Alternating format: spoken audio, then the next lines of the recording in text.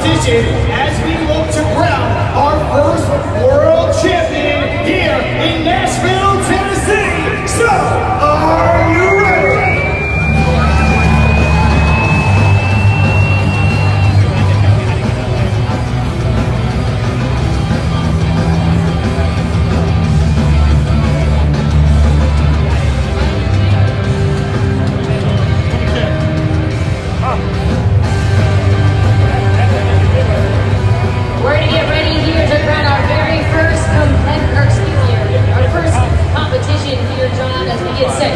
Gentlemen, may we have your attention, please? At this time, lightning is approaching the area surrounding Nissan Stadium. Please proceed to the sheltered areas as designated by stadiums. Ladies and gentlemen, may we have your attention, please? At this time, lightning is approaching the area around Nissan Stadium. Please proceed to the shelter areas as designated by stadium staff in your area.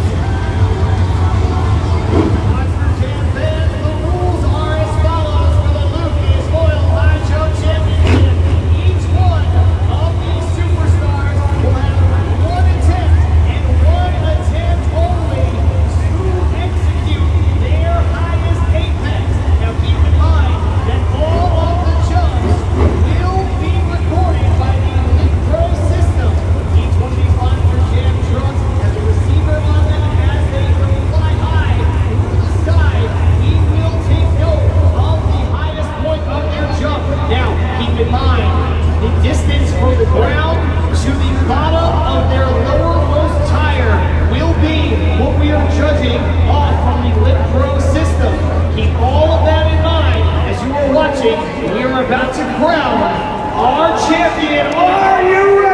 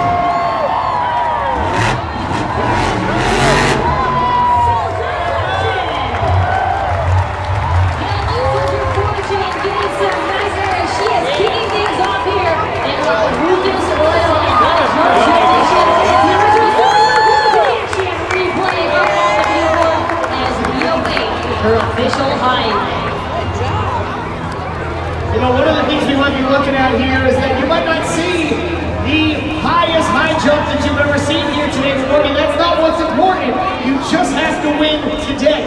Well, with 20.5 feet being the official height of Soldier Fortune going up there with Kayla Blood, that was actually a lot higher than I anticipated it. But when you look at how she took off from the starting gate, she completely missed the ramp. So going into the next couple trucks, we got to focus on when you take your whole shot towards that ramp, you got to make sure that your tires drive up the metal ramp that's planted into that ramp. And that measurement is taken from the lowest part of the Casey tire. That's right, it's from the height of the lowest tire. What we're trying to discourage is basically a king-size skywheeling competition. We want these Monster Jam superstars to level off that truck as much as possible, really swing those back tires into the air as well. Almost like a hurdler, so to speak. You want to be level, you don't want to be just straight on. And the best way to do that as a driver is when you hit the ramp, you want to carry as much wheel speed off the ramp and then lock the brakes in the air and level the truck like a roller coaster. Well, correct me if I'm wrong, Morgan, but it seems like that might be the most difficult thing to execute with the bottom.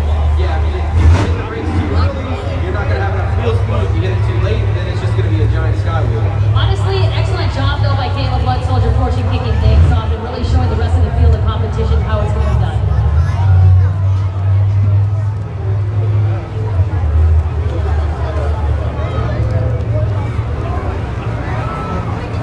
Coming up next, it's Nick Pagliarulo, Kraken.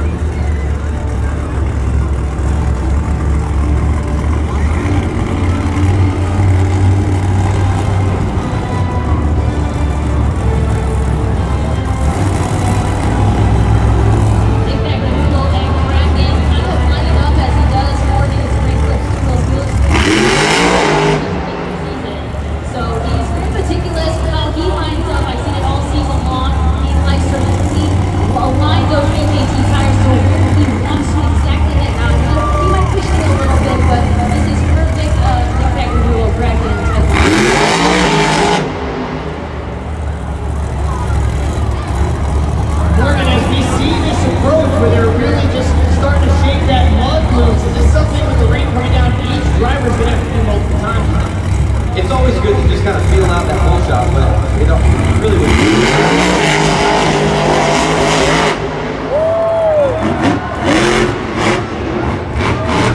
Nick Pagliarulo and Kraken. Let's hear it. Remember, he has to be a height of 20.5. Let's hear it one more time. Nick Pagliarulo, Kraken. Definitely some great air that we saw there from Kraken. He's no stranger to big air as we take a look at the Super Flu. Glued to the action replay. Brought to you by the original Super Flu. He's like 21.6486.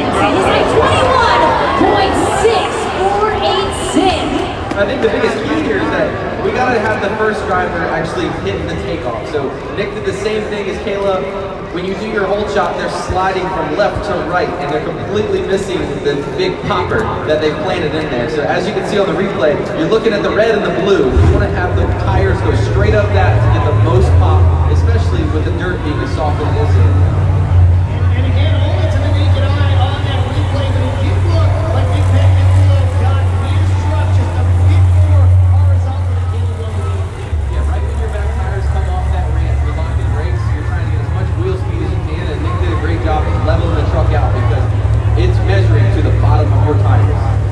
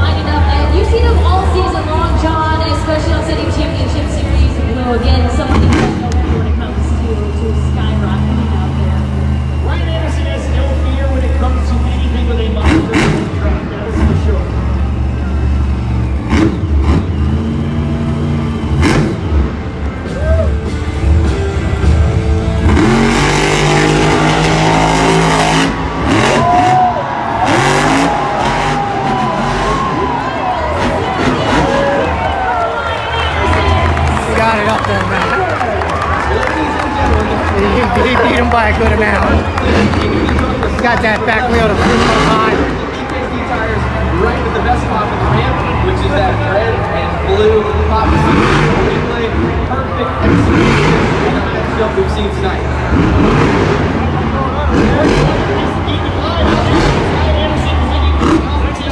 Last year, the experience of being out there and something that Caleb Blood did back there full of wins. Well, this isn't something that Ryan does only here at the World Finals. He does this everywhere else. He goes for the biggest ramp out on the course and flat foots it. And look at that air right there. Biggest air of the night so far. We are awaiting the official height from our officials right now as we take a look at the original Super Blue.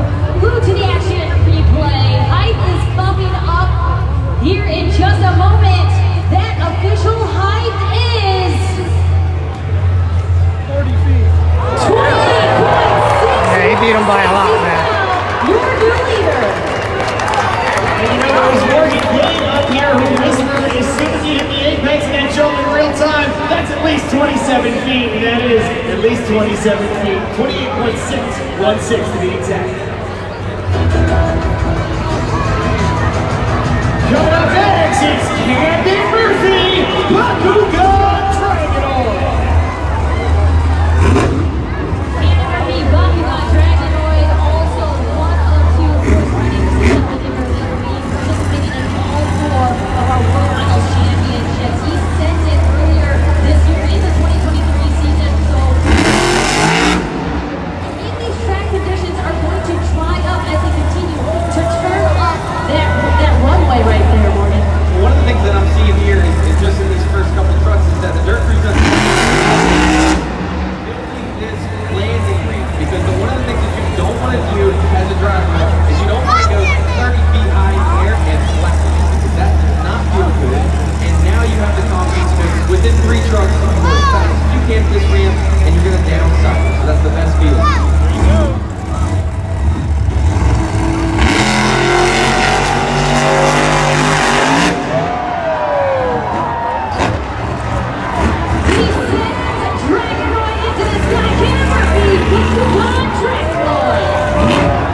One of the things that I noticed from that in Camden Murphy was there's a unique strategy. He started in second gear, so you didn't hear him shift from first to second, helping that wheel speed, but a little later tapping the brakes. Didn't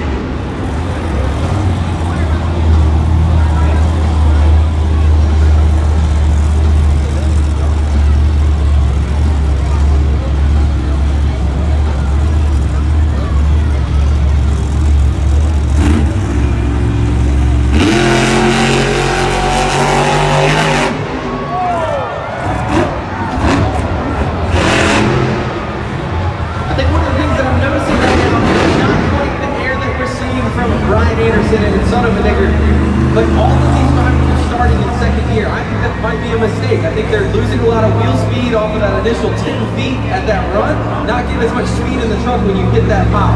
It seemed like Captain Murphy was the first to do it. You were almost a little bit impressed with the strategy, but now that you've seen it 3 times, are you starting to feel that, you know, it's maybe not quite the best approach?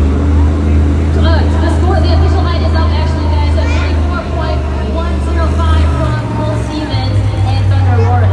It's a strategy that you would call short shifting. You know, you're trying to continue to just keep it rolling, but it's so tough because you're not getting the wheel speed that you need.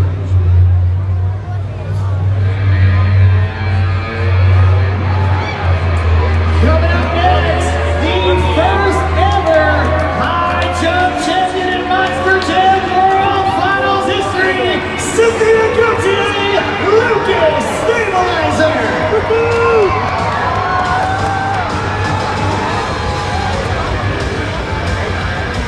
Don't forget the height to be 28.616 for Ryan Anderson and son of a digger. And will she be able to claim another World Final Championship here in the high jump? We are about to find out.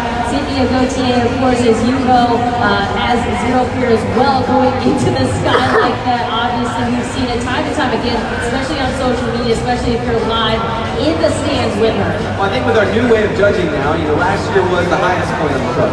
That's Cynthia's strength. You know, you think about what she likes to do is just shoot it as high as you possibly can in that Lucas Oil Stabilizer, but with the strategy that we have now, it plays to a lot of the veteran drivers, hitting brakes as hard as you can to be able to level that truck out. But it looks like she might have a little bit of issues firing up right now. And Morgan, I know it's hard because you're only looking at the same video board that all these fans are looking at, but is there anything you can see from your experience in the truck that you might be able to let us know a little bit as to what's going on? Well, I think for me, I mean, as having experience, you want to be able to start the truck with the most power that you can. And for example, your fans, the cooling fans, take a lot away. Transmission fans take a lot away. So you turn everything off and only start the car, or only start the truck with the starter.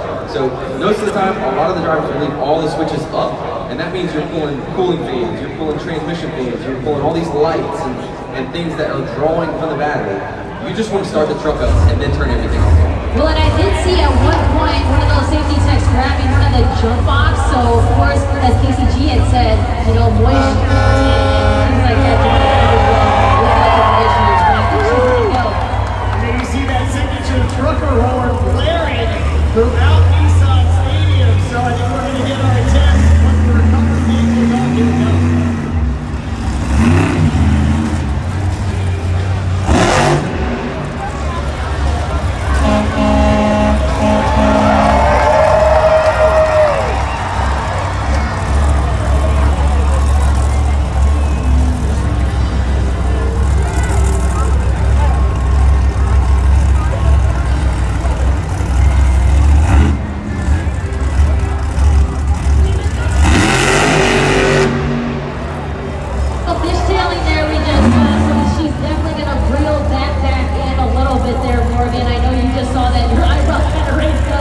Yeah, I was hoping that was just going to be a burn-off pass because she was not straight.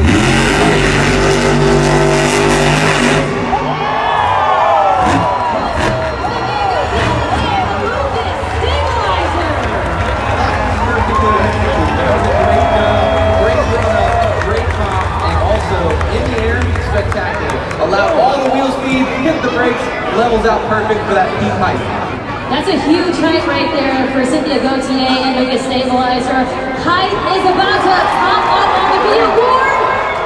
20.1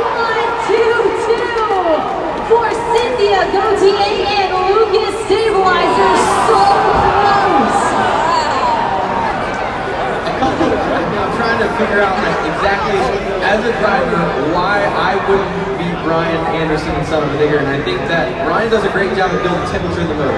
I think that temperature in the motor is your friend. If you get close to that 180 to 200 degrees mark, you're going to have that optimum power that comes out of the Monster Jam trucks. But Cynthia, she didn't do as much burn-off passes, and she's been sitting for a while since the intro. So for me, she might not have had as much temperature in the motor as she wanted, but we can all speculate here. I feel like that's still a great height for second place. Yeah, and to really honestly think that she was so close there to coming in to really going up against, you know, Ryan Anderson and Son of a Digger with that second spot right now she's at here in the Lucas Oil High Jump. I think the main thing, Morgan, is that it's definitely a run that Cynthia can be proud of. I mean, especially if there's something plaguing that Monster Jam truck we saw before the run, we see it now after the run. Look, I know there's no title here. We want to win the World Championship, and obviously she's come up just a little bit short, but I think she did nearly everything she could in that run. And that's all you can do. Just do your best and do the things that you know that you can control, and that's go as hard as you can at that ramp. One of the things that I also like to talk about is gearing. I think gearing can be a change, whether if she has gears that are ready for racing or gears that she's putting in especially for the high jump. You think about the wheel speed, but Ryan Anderson, Son of a Digger, he knows how to bring the RPMs up, temperature the motor. He's a professional when it comes to getting the most air that you possibly can in the Monster Jam. Well, also too, you know, we're standing up here right now, and there's not much moisture coming down like it was here just a little bit earlier. So that might also play into the fact that the track is not getting as soaked as it was here just a moment ago. But I think we got an update though from our pit reporter, Casey G. Casey, what's going on back there?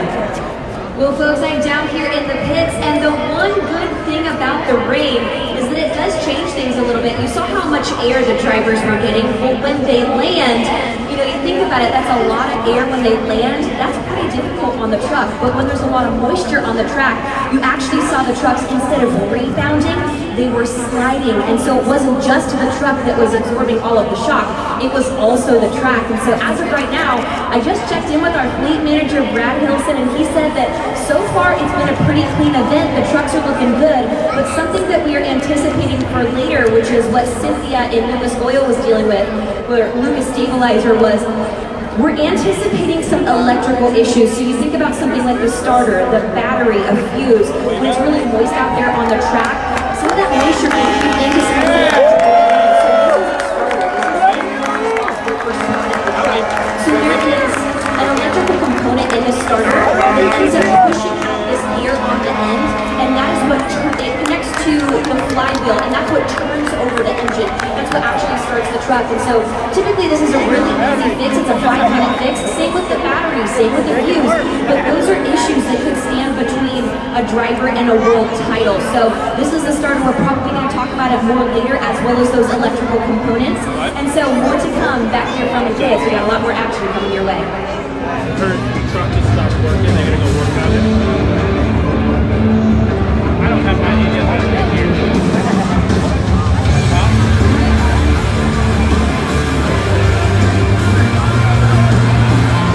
Take a look up at the Lucas Oil High Jump Championship leaderboard. Son of a Digger, Lucas Stabilizer in those top 2 spots. The only one who hasn't come, the only one without a score, the legend, Mr. Excitement, Jim Kohler, and Avenger, coming your way next. And here he is, ladies and gentlemen, Jim Kohler, Avenger. Hand it back to me. Put my hand on hold it.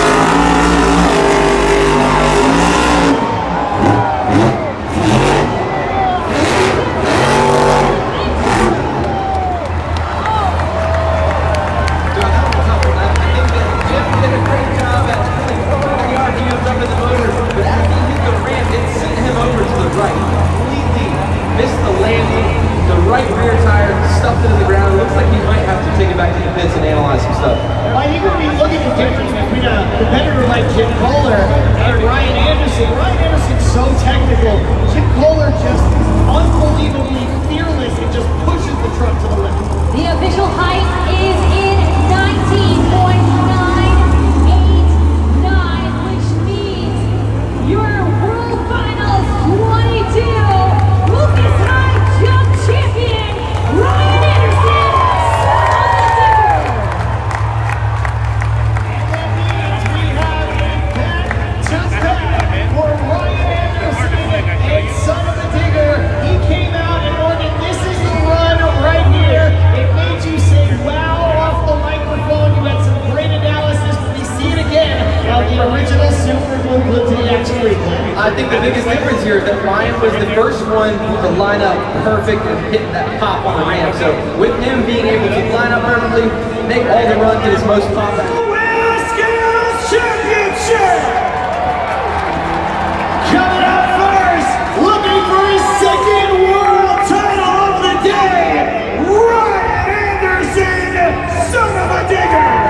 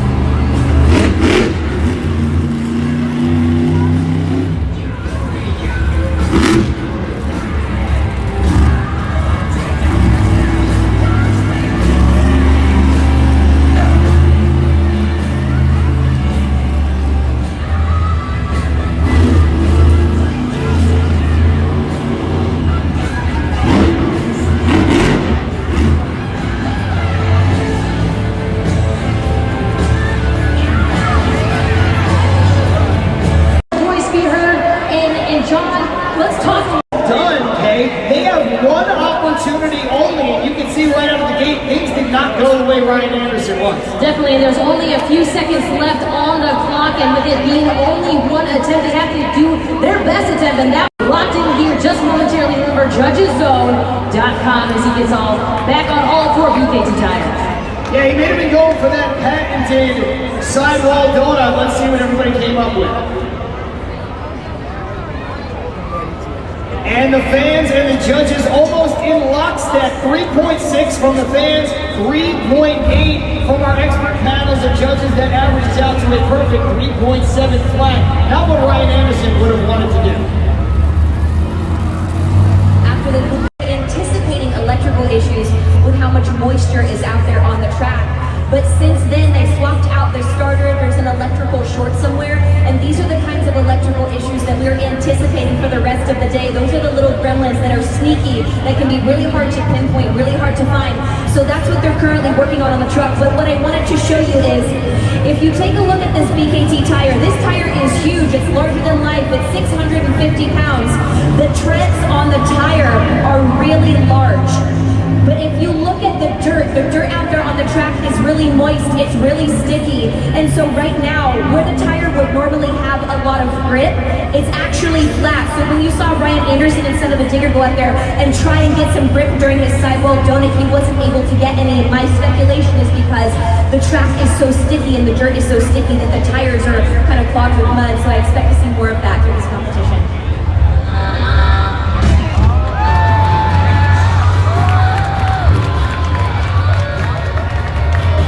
Coming up next, Tyler Linga, Grave Digger.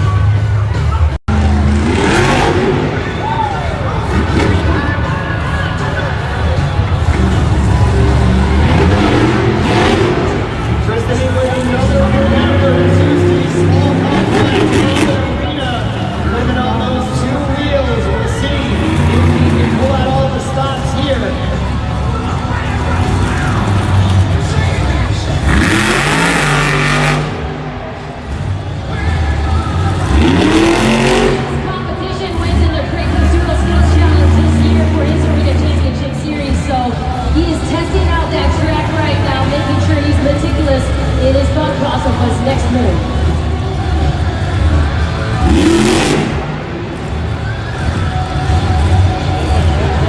I think the hardest part that you're seeing right now are the drivers. They're still just trying to feel the track out. You know, they're all used to having so much.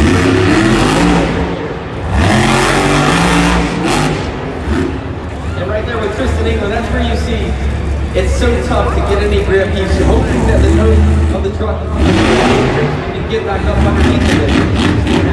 Well, scoring is officially open for you fans here in Nissan Stadium as we want to know what you think about that attempt from Tristan England and Earthshaker, and we're awaiting our expert judges as well. And you can see Tristan England popped out of that Monster Jam truck. All he can do is shrug just a bit, Morgan. And, you know, not only has this been reduced to one attempt, no do-overs, no mulligans, but they also didn't have the opportunity to practice this competition at all. So this is the first time some of the drivers are feeling the dirt. And a lot of these hits that are all over the track here, you really have to have a lot of grip to be able to execute that. So it's really tough to see what's coming up next. Third place for Tristan England. Yeah, that is not going to get it done, and that is not the kind of run he wants to have, and that is third place, 2.195.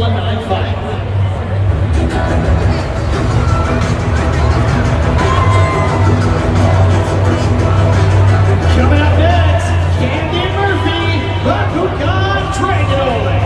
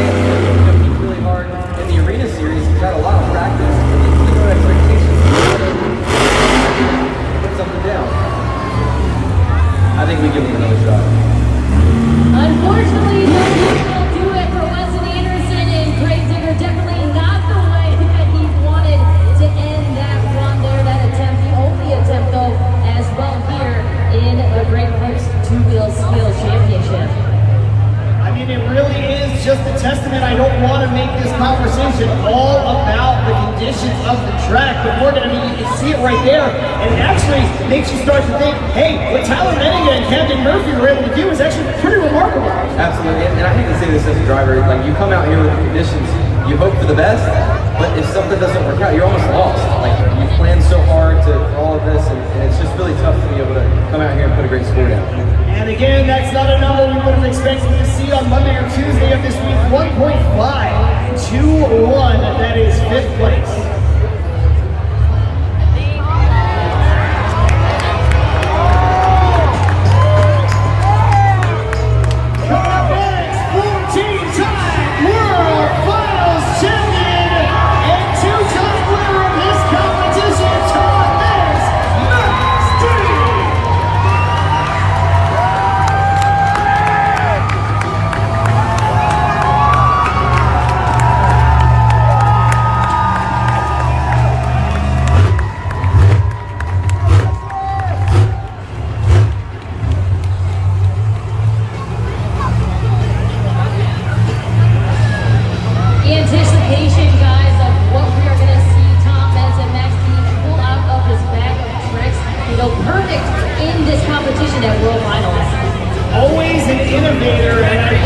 Conditions aren't perfect, that's when innovation steps in. Well, this is what Tom is good at. He's the one who invented this straight gear. Last year in the World Finals, he ended up pulling out a back with maximum flip. I don't even know what you would call it, but I'd be looking forward to it right now. I think we dubbed that one the maximum moon flip. Just to give you a little insight too, he uses the vehicle sometimes to light himself up. And that will do it though for Tom Meents and Max D. Scoring is officially open. Remember, JudgesZone.com, if you've not started scoring, this is the perfect time for you to get those scores locked in right now, JudgesZone.com. And guys, let's talk a little bit about the expert judging right now, the expert scoring. I think it's been super fair so far. I think it's as consistent as it can be. I think, you have to truly see something spectacular to get the 8s, the 9s that you're looking for. We're moving that tire up and down on JudgesZone.com, and it's not like, oh, I love Gravedigger, oh, I love Max D. It's truly drivers are scoring these moves. And I think when I was talking to Elvis Linus here a few moments ago, I said, hey, are you going to take into consideration the conditions? And he said, absolutely not. I'm going to score high based on what they do. And there the scores are again. Another number that I almost have to wipe my eyes and see if I'm seeing for real. 2.047 for Tom Meents and Max D. He'll take over 5th place, but that is not enough for that top spot. Well, one of the things I also want to touch on as a driver, it's so tough. Like, you don't realize it because we're looking at it with our eyes. You're trying to go in from reverse into neutral and all the way through into first gear and second gear. It's so hard to find that balance point. So, unlucky for Tom, but there's always next year. Monster Jam fans, right now we are going to do some trivia here at Nissan Stadium. State your names. Alicia, Zach, and who do we have here? Leo. Okay, now you guys know a lot about Monster Jam, right? Yes. Let's take a look up on the video board for your question. Which driver has won both Great Clips 2-Wheel Skills Championships? A. Tyler Menninga. B. Tom Meents. C. Tristan England. Or D. Ryan Anderson. Now, Mom, I want you to go ahead and give me a letter of the answer you think it is. B. B, Dad. B? All right, let's see the answer up on the video board. B. It is Tom Meents. Congratulations for getting it right. And guess what? You guys are going to go home with an El Toro logo flag brought to you by Spin Master. There you go, Liam. That's for you. You like it? Yeah. Congratulations, Liam. Let's get back to more Monster Jam action. Well, guys, you just heard it in the trivia question, and kudos to those fans for paying attention because I said it in the intro. Tom Meents has won this competition since its inception, but Morgan, that ain't gonna happen here today. It's just unlucky. I mean, like Dennis was talking about before the show, it's going to take a lot of luck and also some skill. I think that Tyler did a great job at executing and getting a great walk out there and being very simple, he is somebody that is very good at keeping the truck on its toes and then finding that balance point. So a lot of luck, a lot of skill, it all comes together for the championship. Let's take a look at the leaderboard here in this competition. And there you can see Tyler Menninga, 7.126, right atop everybody else. And then we've got Camden Murphy, Bakugan Dragonoid, really the two most representative runs in this competition. With still two more slots to go, two more drivers, excuse me, Kay. What are you looking to see? I know we're not the expert judges, we're not the fans on judgeszone.com, but what are you looking to see? I think what I'm trying to look for right now is a new move, just anything, nothing off of the back foot. I want to see something new because I think what we're going to see then is a difference in the scoring, not only from our expert judges, but from these fans as well. Whether it's a slap wheel, like Morgan said, whether it's even just a little small combination move, whether it's a sky wheel. If we see something new, I think we're going to get different scores. That's a great point, Morgan. Is that what you'd be looking for? Or rather, is that what you would be doing if you were going to come out next? Hey, my crew chief has said these people have done this. I'm going to bring some variety. Creativity. I think being able to be creative in an environment like this, it's so crucial because, like Kay was saying, I don't want to see anybody hit the backflip ramps again because we've already seen it 3-4 different times and it's not new. So find some creativity, but it's going to be really tough. I think that chemistry between the driver and the crew chief, or the crew chief being up top telling him, hey, I think you should hit this spot, it looks like it's drying out. Feel it out. You've got 30 seconds to drive around the track and find where you want to hit it. I think that's what I would be looking for too, not just the execution, but some variety. We've got KCG standing by. Casey, what do you got? We're back here in the pits, and I wanted to give you an update on Lucas Stabilizer. Cynthia Gauthier is going to be in racing, she's going to be in freestyle, and they are furiously trying to figure out what's going on with her truck. So if you move on over this way, you'll see that there's a jump box right there in the front. So basically, when they try to start the truck, it's turning over really slowly. And so they're trying to figure out what the cause of that is. They're jumping the truck, and then they also have a battery charger down here as well. It's the one with this little light right here. That's what's trying to charge the battery. But the issue is, you look up here and you see how exposed the truck is. There's fuse, there's wiring, and all of that is exposed to the moisture out there. So trying to figure out and pinpoint those electrical gremlins can be really challenging. They're doing everything that they can to make sure that this truck is ready for racing and freestyle.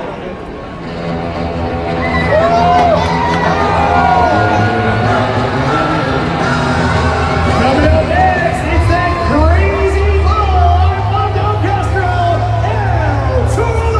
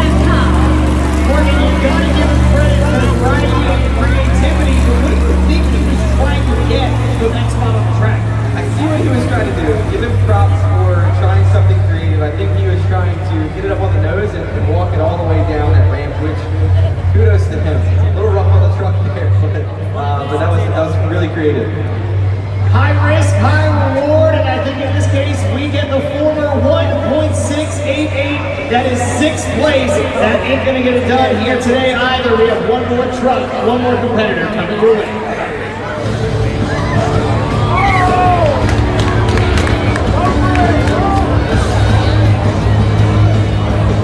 Making his Monster Jam World Finals debut, Sean Zimmer Jr. Terminal Velocity.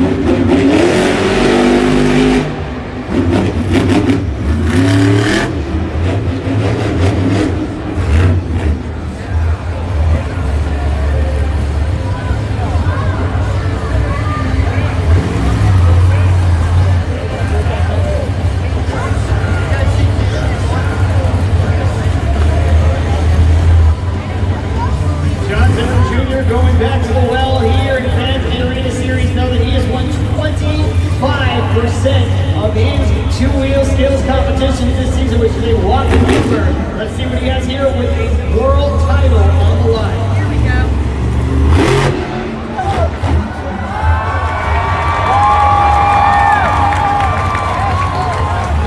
Currently holding that stocky right now, John Zimmer Jr. Terminal Velocity.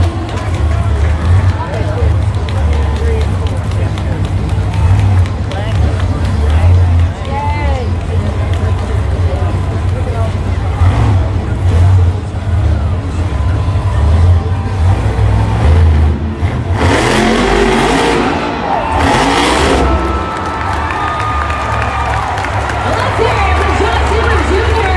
Terminal Velocity. For the last time in this competition, get those scores in as we are about to crown our World Finals champion here in the Great Lakes Dual Skills Championship. John Zimmer Jr. out here getting pumped up.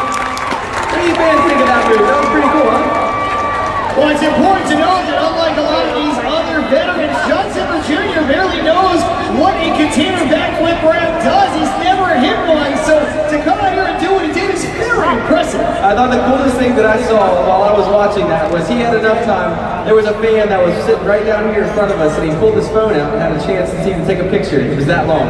Ladies and gentlemen, the scores are locked in, and regardless of the outcome, we will be crowning a first-time World Finals champion. It's going to come down to two competitors.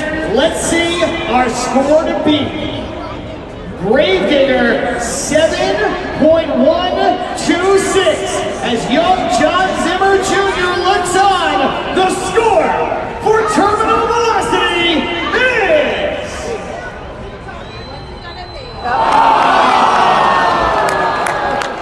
not quite enough. Second place, and that means that your Great Lakes two-wheel skills champion is Tyler Benninger Gravedigger.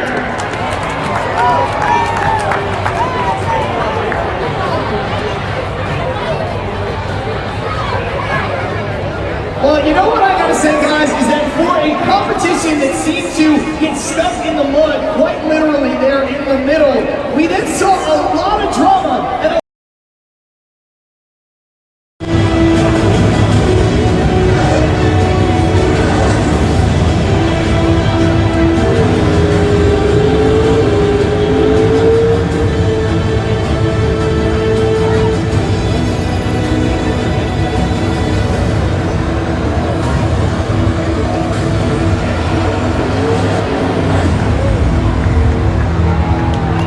Monster Jam's newest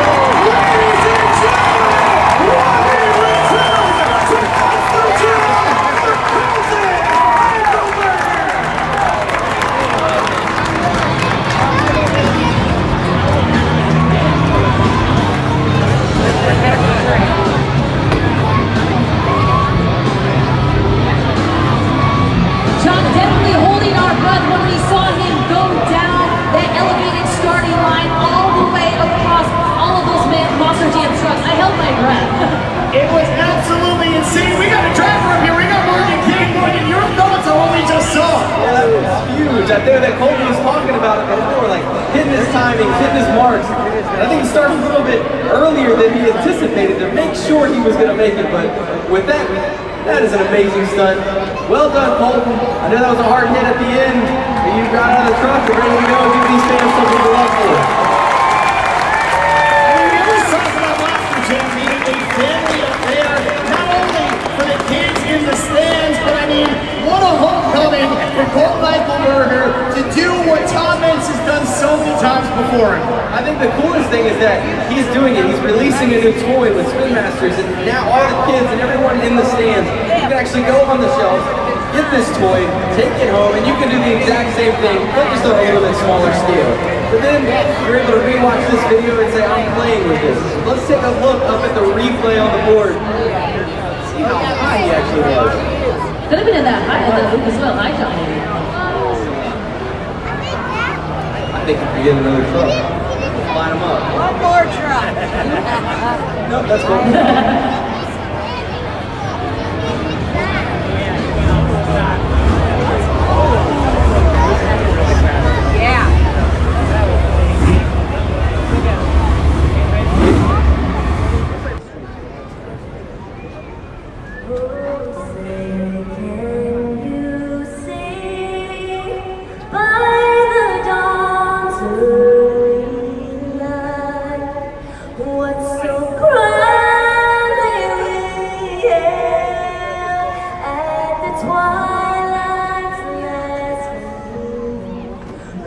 Broad stripes and bright stars through the perilous fight.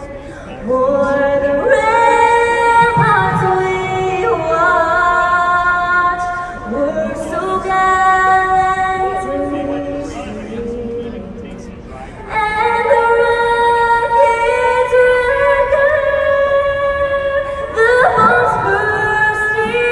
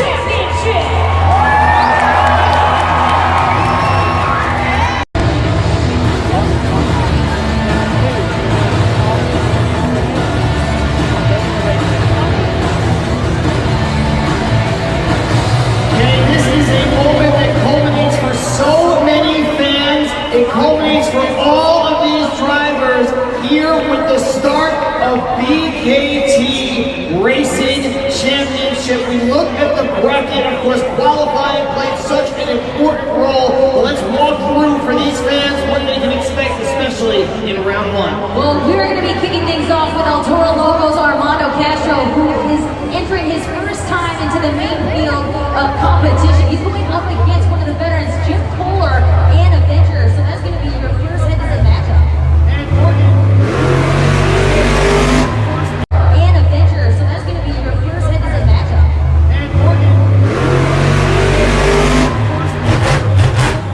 Racing competition. What is going on in the mind? What is going on in the stomach right now of Armando Castro, Ryan Dishroot, and Chris Kohler, who are doing this all for the first time? I think the biggest thing right now is your heart rate skyrocket. Or in the truck, you're not moving, you're trying to control your heart rate, because as an athlete, that's a big thing. But pull to the starting line here in the finals, it's like no other.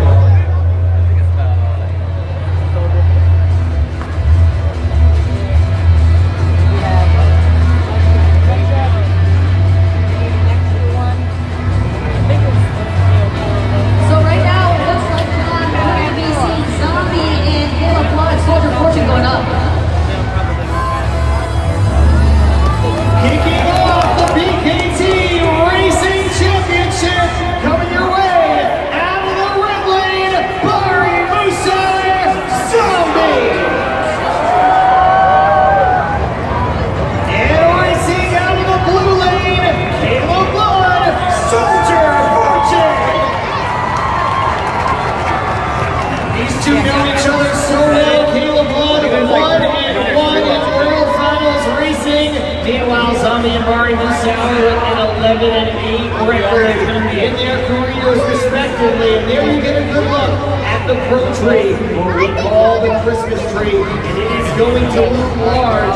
We have not seen that happen so far. Morgan, what can you say about the Pro Tree? The biggest thing about the Pro Tree is, fans, I want you to look up at the screen on the right-hand side. This is a traditional drag race tree. They might be playing games. Caleb Blood's already deep staging on Mari. I just heard just a minute ago, and I'm going to try to get confirmation that Jim Kohler and Avenger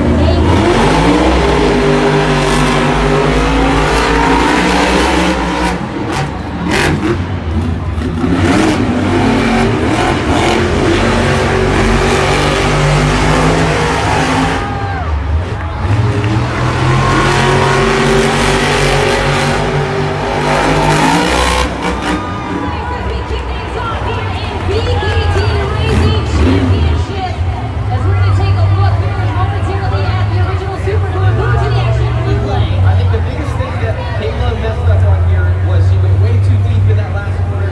Mari was nice, smooth, and easy. He let off with the throttle a little bit before he will it later in the night. Times are locked in. Zombie crosses the finish line with a 21.147 to advance on. Monster Jam fans, a little bit of clarity we heard right before that first race. Bad news, terrible news for El Toro Loco and Armando Castro will not be able to compete. You can see on the video board that means that Avenger and Jim Kohler will automatically advance into round two. And the reason why that advancement is automatic is because Jim Kohler and Avenger does not need a time for lane choice. Remember, lane choice is automatically going to go to the 8 competitors who have to buy into round two. Coming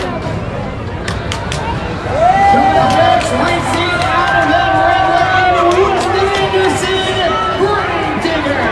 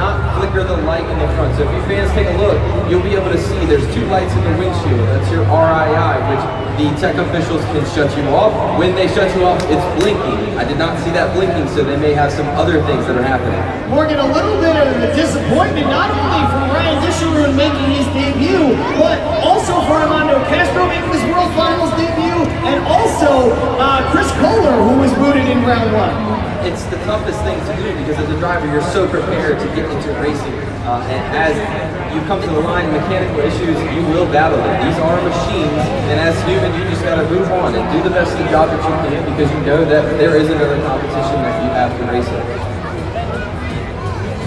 Back here behind the starting line, it has been a busy weekend for Tom Meents and Team Max D. Yesterday, between practice and qualifying, they replaced the drag shaft 3 different times on that track. And I think part of it is because if you look at where the elevated starting line is, once they go off the line, they're hitting really high speeds really quickly. And this is a really long track, so they're looking to get those high speeds. So once they approach that first turn, they're right to the brake.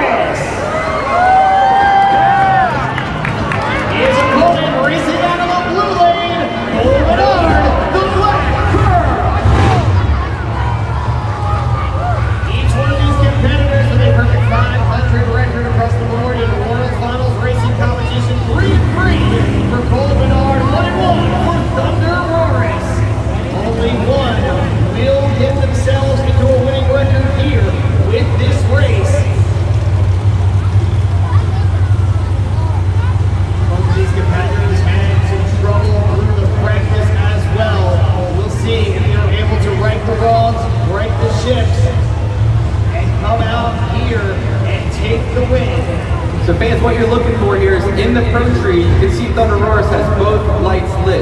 That's what they call a pre-stage and a stage. Cole Bernard is battling this. The pre-stage is lighting, the stage is not. So it's not going to allow the green to drop down the Pro Tree. So the tech officials are going to go over, clean it up a little bit, make sure that the laser beam is going across and try it again. Now Morgan, could that be an issue with the weather? Maybe some mud on there, something blocking the reflector? Yeah, it's always possible, you know, because when you're coming out of the starting gate, the truck could be fishtailing, there could be some dirt that flies up on the reflector. That's what that tech official is doing, is trying to make sure that it's recentering. You want to make sure that the laser beam goes all the way across the touches, because as the tires of the monster truck break the beam, it lights the light. And of course, we've seen in World Finals past, even as recent as last year, that red light can really play a factor, and it results in an automatic disqualification. So you want to make sure the Pro Tree is working 100% optimally. Yeah, I mean, I think the Pro Tree is a huge advantage here at the World Finals because you can have reaction times faster than your opponent. And I think that when you go to the traditional red, green light like we would see in stadiums and arenas, it's just straight green. So you can actually what they call cut a light. So as it drops the tree, when it lights yellow, I've always been told go on yellow because by the time it transfers through the gas pedal to the engine and everything loads up and takes off, you're going to have a good green light, and that reaction time could matter at the finish line. I think also too, red lighting or having an issue like Ryan Disherwood and Shaker having here with his run too. Those are things that are going to haunt you probably the rest of your entire life here. So that is something that they want to make sure that doesn't happen is the red lighting or even the Cole Bernard's weekend cannot get started. What's funny is I've been given some information here.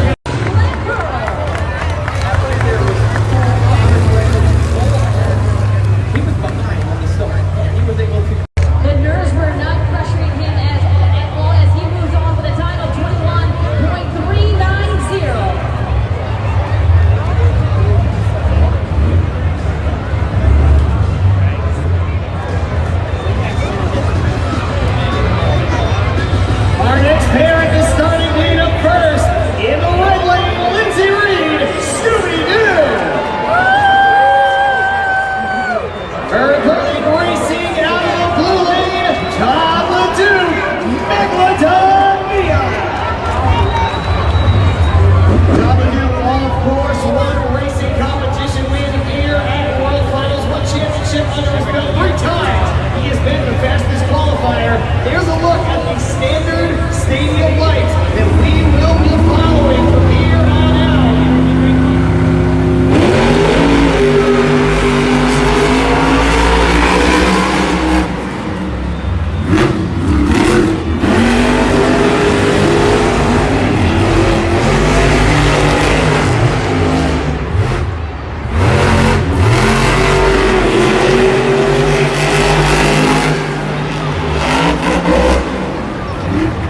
Moving on, Tom LeDuc, Megalodon.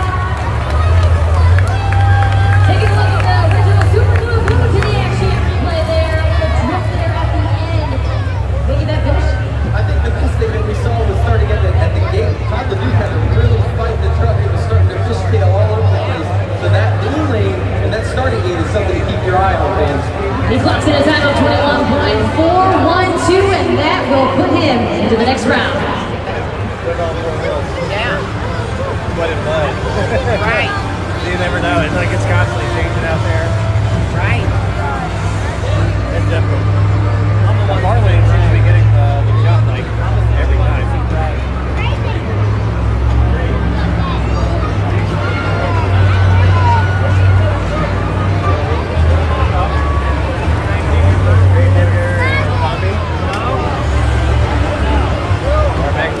Fans, if you take a look over at the starting gate, you will notice that the red lane is full, and if you look at the giant screen above it, you will see the 120-second clock, and now there they are split, picture in picture. That clock is for Tom Meents and Max Dean. We talked about how he's been battling gremlins all weekend long into today, and now it is official. He cannot wait much longer than just over 1 minute. He's got to have that truck fired. He does not have to be, Morgan, at the starting line when these 85 seconds and counting expire, but he does have to have his truck fired, and that needs to get relayed. There's nothing worse than having to sit there as a driver and know that you can't do anything about it, but you have all the trust in your crew. You have all the trust in the technicians that you travel the road with, and that's why we put this clock up here. We want to give them that chance to give the best show value possible to get Tom Meents and Max D out here to the starting line. And of course, now we're just under 1 minute. But on the flip side of things, look, this is not how you want to do it. You want to come out and win. But what an advantage this could be for Kristen Anderson to move on. Maybe that's the kind of momentum you need. Well, the clock's not over yet, but for Kristen Anderson, she is in a great position right now. She essentially, with having a bypass, you want to make sure that you are nice and easy. On this turns, the turns is where everything is won and lost, and you're seeing it in this first round. Everyone's going so deep because they're braking way too late. He's just pushing the truck really far in the corners. make sure that you're nice, tight, easy, composed, and just get across the finish line nice and smooth. We're under 20 seconds right now talking to these drivers. Breaking news, I'm sorry about that. Max D has fired in the pits. So,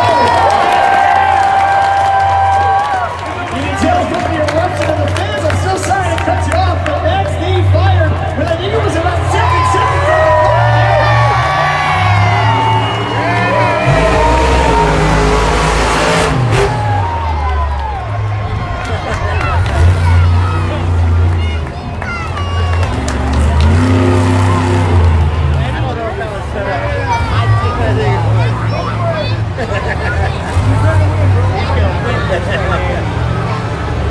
Look at this comeback story.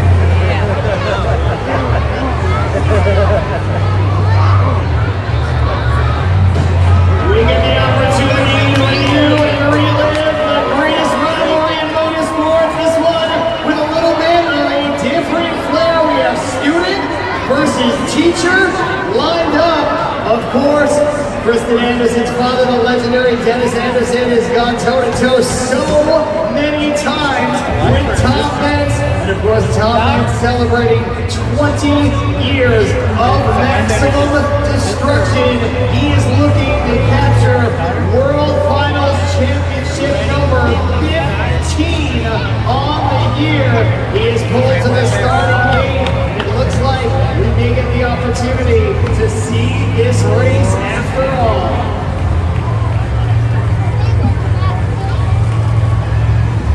We are officially back to the Pro Tree, ladies and gentlemen. So, coming out of the red lane, Kristen Anderson, Gravedigger. And racing out of the blue lane, Tom Benz.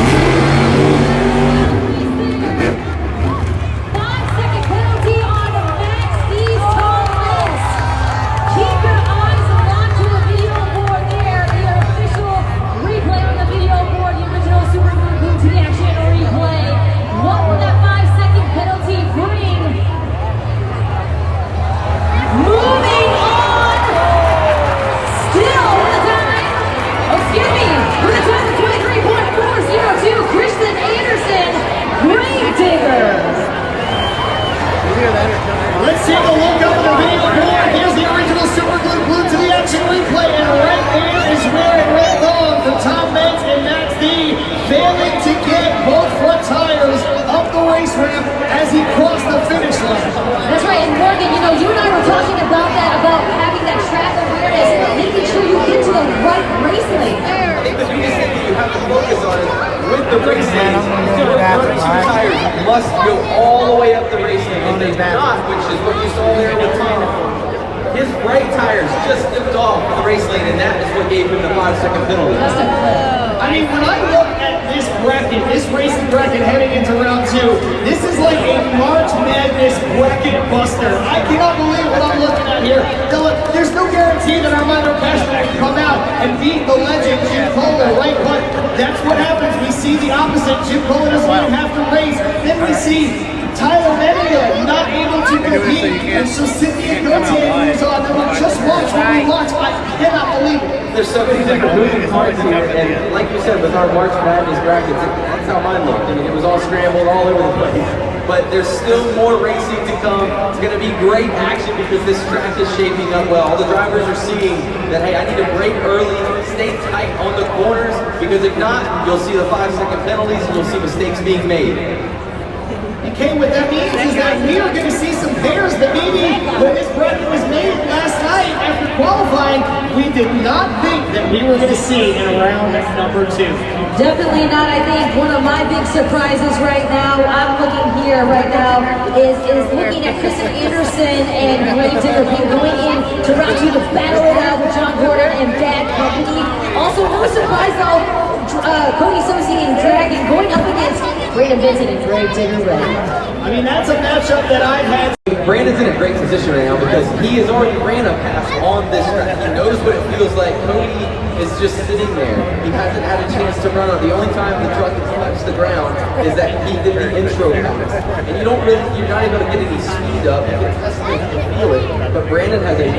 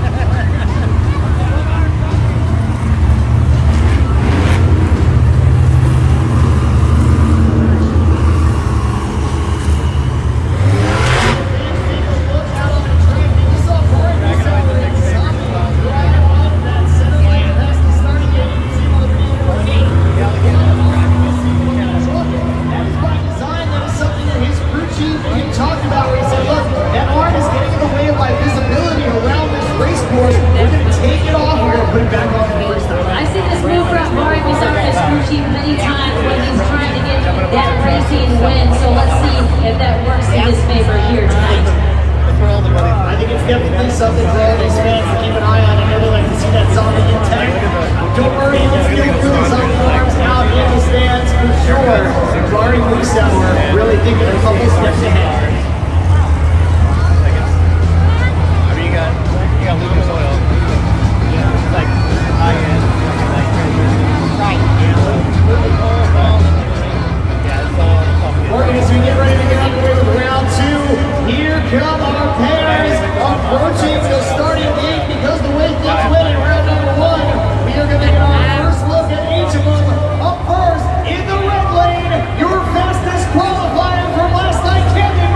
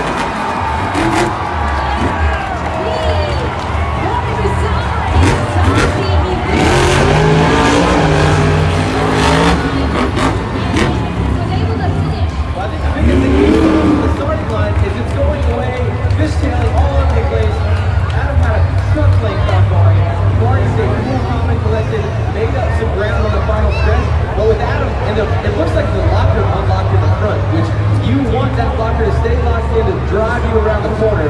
Unfortunate for Adam Anderson. 21.367 there from Barbasol and Zombie. Round two, moving along. Coming up next, racing out of the ring lane, Bryce Kennedy, Rick Blitz, Mohawk Warrior. His opponent in the blue lane, Cynthia Gauthier, Lucas Stabilizer. Both of these competitors getting their first opportunity out on the track right here, right now. Let's go.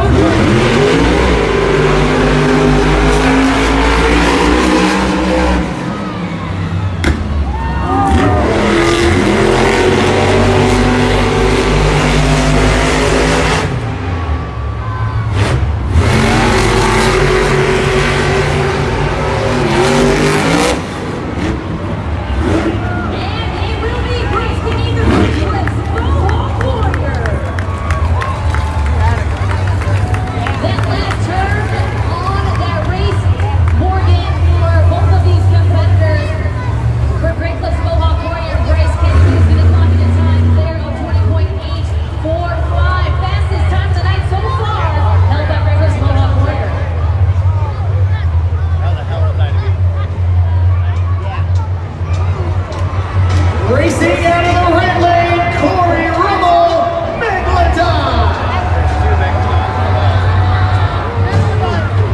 Advancing from round one and racing out of the blue lane, Weston Anderson, Gravedigger. Each one of these competitors.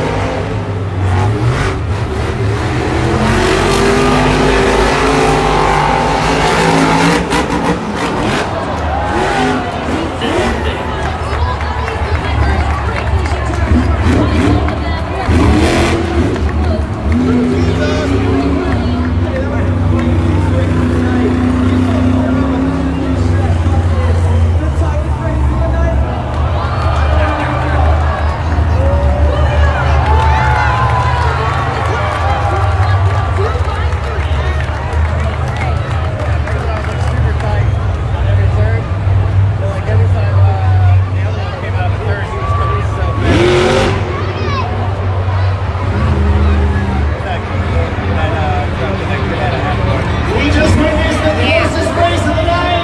Things are starting to heat up. Cut out of the red lane. Cody Saucier, Drake. Racing out of the blue lane, your reigning racing champion, Brandon Vincent, Gravedigger. These two know each other so well off the track. Their track record speaks for itself.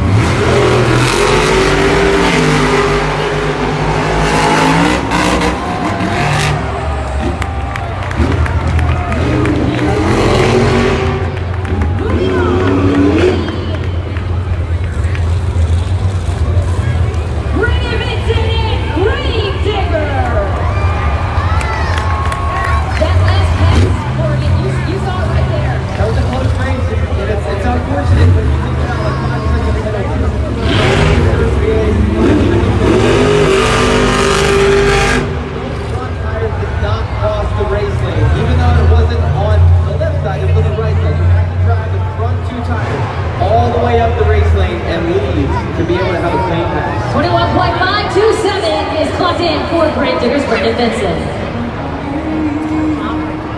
At the starting gate in a red lane, Shot Guardian Big Company.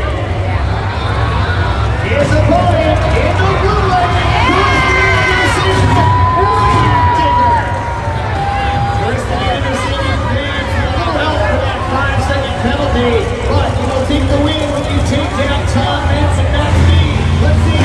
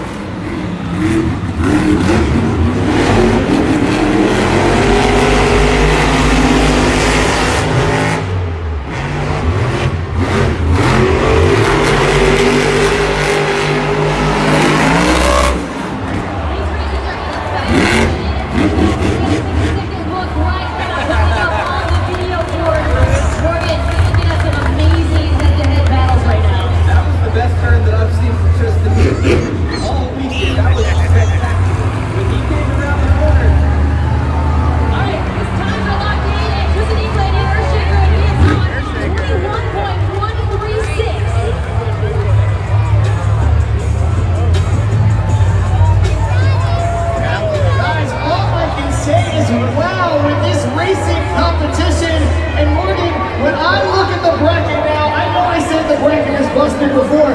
I got one name circled, and that is Brandon Vincent of Gravedigger, because he is the last person left in the bracket who has been a racing world champion before, which means likely we may see a first-time winner here. Well, I don't want you to ever discount the man that he's going up against, because John Gordon with Bad Company, if he stays on his game, he is a driver that can perform at a top level every single event. And someone like him, don't sleep on John Gordon. He will come back and get you. So Brandon, you better be on your A game. Listen, I'm looking forward to the first head-to-head match. It will be Bakugan Dragon Boy going up against Zombie. Not only are they friends off of the track, but they love battling each other on racing. So that's the head-to-head match I'm looking forward to. I have one that I'm looking forward to, and it's up on the screen. You think about Bryce Kinney, Great Clips Mohawk Warrior, Corey Rummel, Megalodon. The smoothest corner I think I've seen all season from Corey. He backed the truck in, and that is what got him the edge. Hopefully, Bryce can keep his cool, because Corey's going to come out swinging.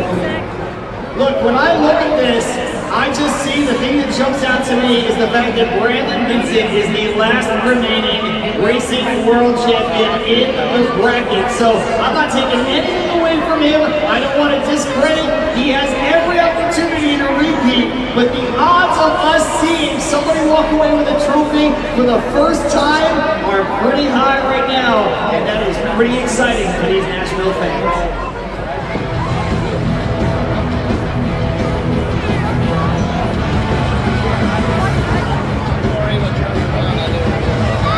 Check, check, check. Yes, my microphone is working, ladies and gentlemen, and I am here. Thank you. Yeah. I'm here with Alex. Alex, thank you so much for being patient with us here at Monster Jam. Now, Alex, where are you from? Columbus, Ohio. Columbus, Ohio. That is sort of a long ways away. Now, did you drive down here? You actually drove behind the truck, right? Yes. Oh, wait. You drove down here in your own car? Yes. You did? Okay, wow. That's a young age to have your driver's license. Now, earlier before Monster Jam Racing started, we had the Thunder Wars Tour. What do you think about that? Good? All right, how about this? You're going to go down to the Thunder Wars, Wednesday, 165,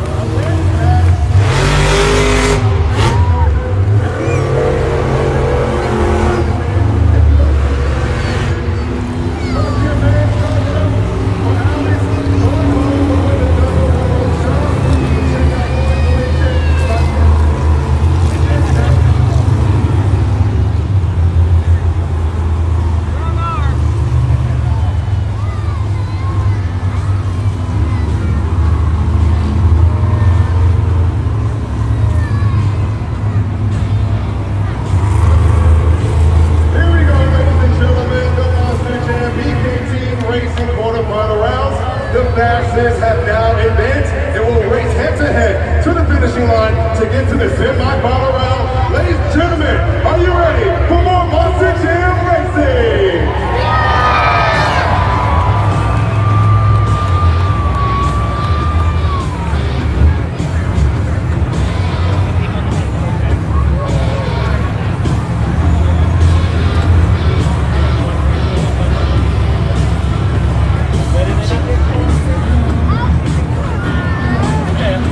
Before we get underway, Monster Jam fans, I got a question.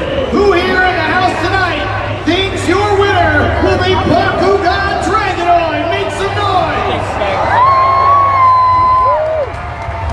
And now, who's rooting for Zombie? Let me hear you!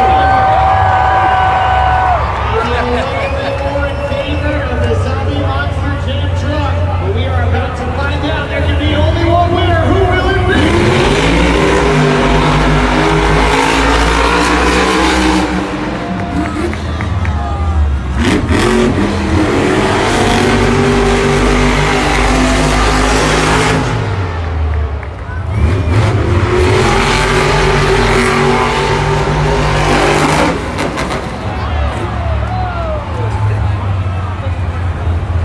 Another amazing race, and moving on, Cameron Murphy, Bakugan Dragonoid. And Dave, we just witnessed history right here, right now. That was the 500th race in Monster Jam World. What was history? And you were all here to see it. And that's right, and Cameron Murphy and Bakugan Dragonoid will advance on with a time of 20.698.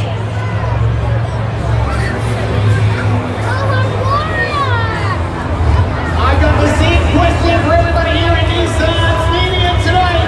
Who thinks your winner will be Brinklin's Mohawk Warrior? And now who's remaining?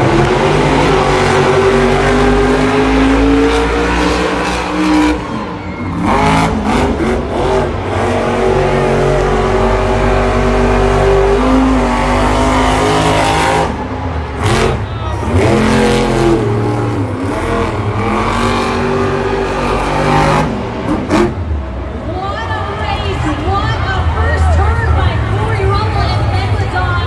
Corey, you were talking about those smooth turns there from Megalodon, and we are witnessing that right there on that original Super Bowl to the action replay. Smooth and committed. Corey Rummel is hitting rear steer and already has the truck facing the other way back into the corner. Second pass in a row. Unfortunate break from Bryce King. I know this is something that he's been looking forward to, being able to go out. He wanted to at least cross the finish line or end up rolling. You never want to end like this with a mechanical failure. Definitely not, and Corey Rummel and Megalodon will advance on to see Cameron Murphy and Bakugan Dragonoid.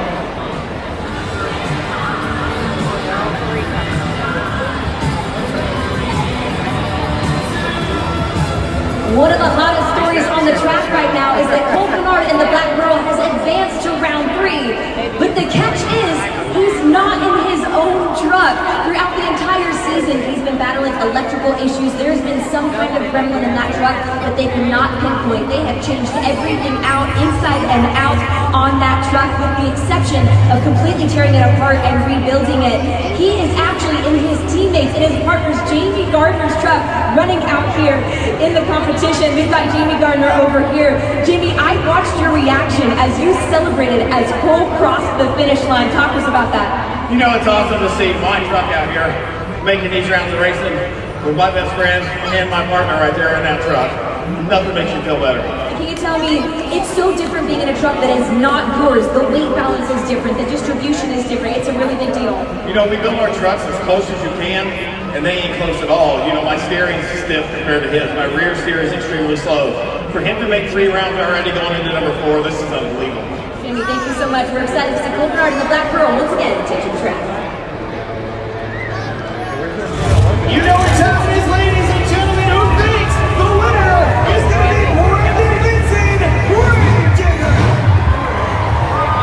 And now, who here at Nissan Stadium is rooting for John Gordon Bennett Company?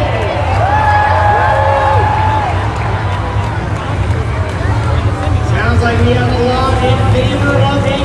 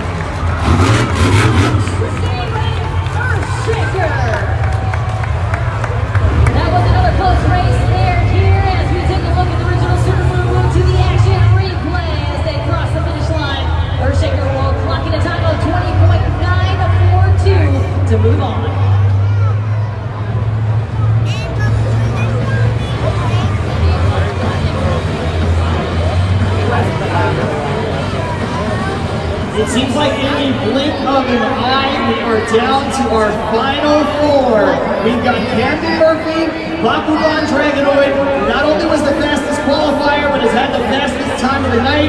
He will be taking on Corey Rummel in Megalodon, and on the other side of the bracket, we have Earthshaker taking on Bad Company. What do you think?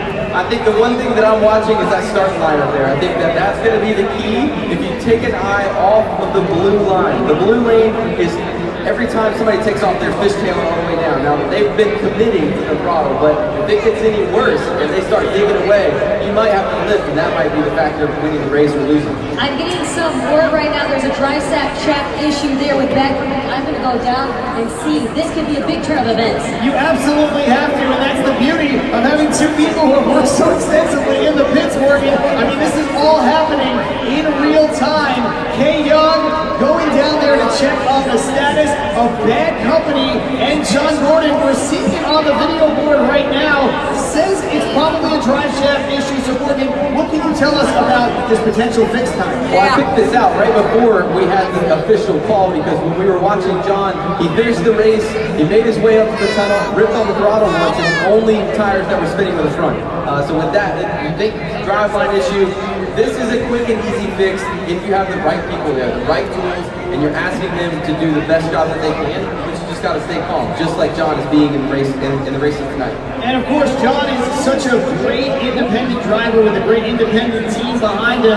You can see how much he works on the details of those fronts, even down to the body. And of course, now we're talking about something that's so much more technical. But I think if any team can get this done, it's John Gordon and Bad Company. You just have to make sure that the drive shaft is timed right. When you go to switch this out, you can see that they set the drive shaft on the ground, the new one going in. That's going to be a big, big factor. Just make sure that everything is lined up, all the bolts are right, ready to go, because you're in the biggest stage of your life right now. You've got to make sure that everything is dialed in and make sure that you give yourself the best opportunity to win. I'm sure we're going to get an update on Bad Company from either KL or KCG coming up here in a moment, as soon as they can, certainly. I want to talk a little bit about Camden Murphy, Bakugan Dragonoid, somebody who you said, you know, look, he's fast. Everybody knows how fast Camden is. He came in with that reputation, and he's continued to build it. But you also said, John, he's got something to prove in terms of Monster Jam World Finals. Yeah, well, two names that are great that you just mentioned, but also Corey Rummel and Megalodon. You think about Corey Rummel, he has got the track dialed in. He's the only one in the field right now that is so confident that he's turning super sharp, pitching the truck in, and essentially backing the truck into the first corner. That might be an advantage for him because he has that spool front and rear, and it's so hard for him to turn. So it's giving him that advantage to get in the throttle a lot faster than a lot of other people.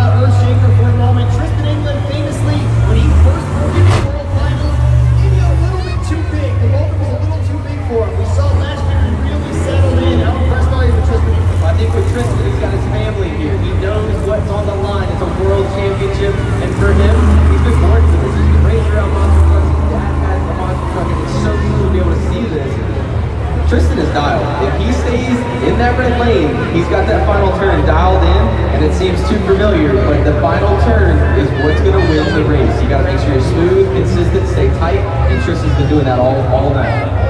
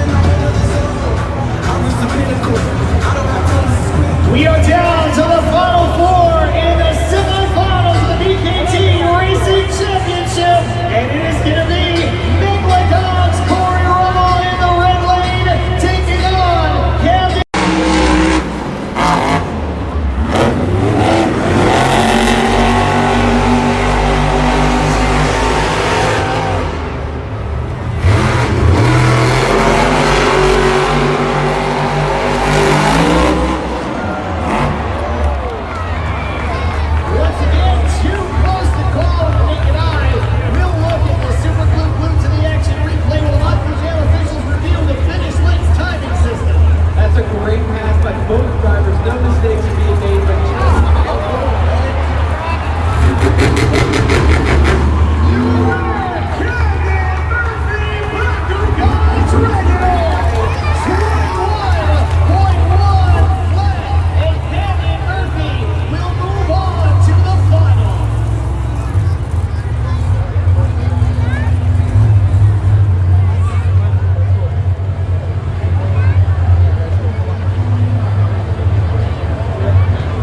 Morgan, what we're looking at on the video board right there for just a moment was Bad Company.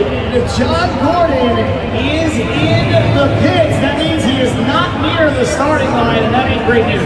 that's not great news. And you think about, as a driver, you just want to be able to be at the starting line, give yourself a chance. But with the mechanical issues that you're seeing right here with the drive line, that's a tough break. But when the Monster Jam officials decide to start the time, that's when the crunch time really happens. That's when the crew chiefs, the full-on mechanics, technicians, everybody's jumping in. You see a lot of teamwork back there. Everyone's shouting out wrenches. Hey, hand me this wrench, hand me that socket. This is where teamwork really plays in, and the chemistry between your team is what matters. And it is not subjective. Once Earthshaker gets to the line, then the 120-second clock will start. Not before. So, if Earthshaker makes it to the line, that's when the clock is going to officially start. But there's John Gordon himself turning wrenches. And again, to me as a layman, that is not a great sign for Earthshaker hitting the floor. No, and you're seeing some tools that are in their hands right now that are not something that you want to see. You're seeing saws all down. You hear hammers beating all around. That might be an issue where you might have to cut the drive line out and start fresh.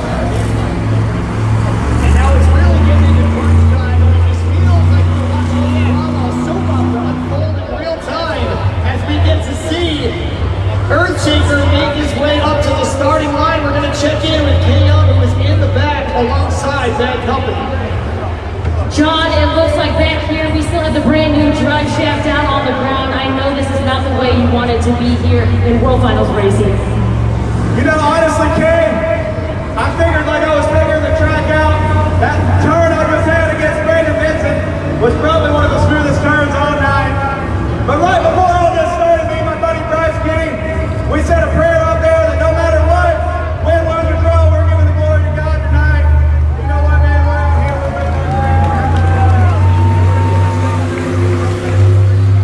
It's not a dry shaft. If it's a dry shaft, I still would have had it fixed by now.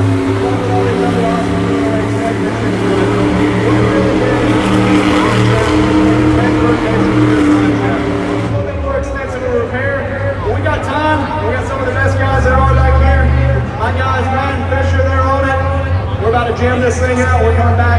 We're coming for freestyle now.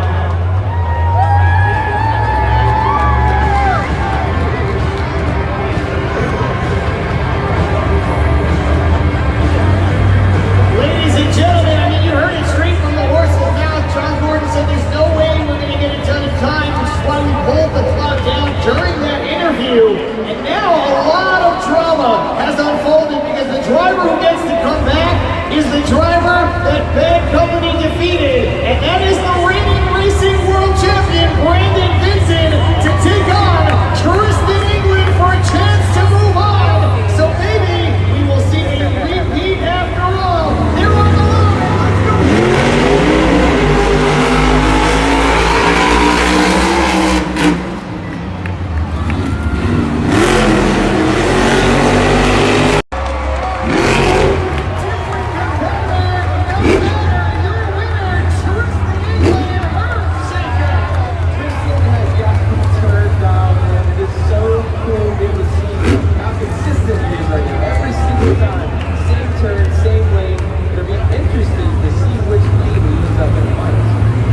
go.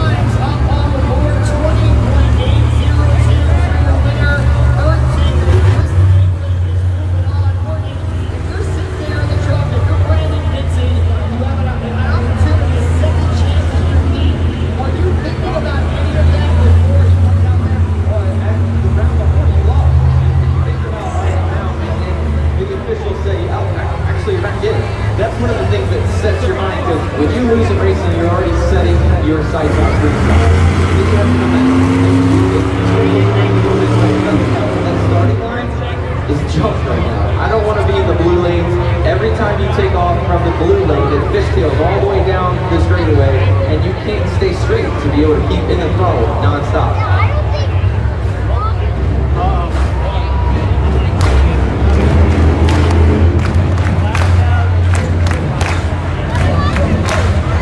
It all comes to this. These drivers have been battling it out all season long to make it to Monster Jam World Finals. This bracket started out with 24 of the best racers in Monster Jam and has made it down to the final two. After this next race, we will crown a Monster Jam World Finals 22 Monster Jam Racing World Champion.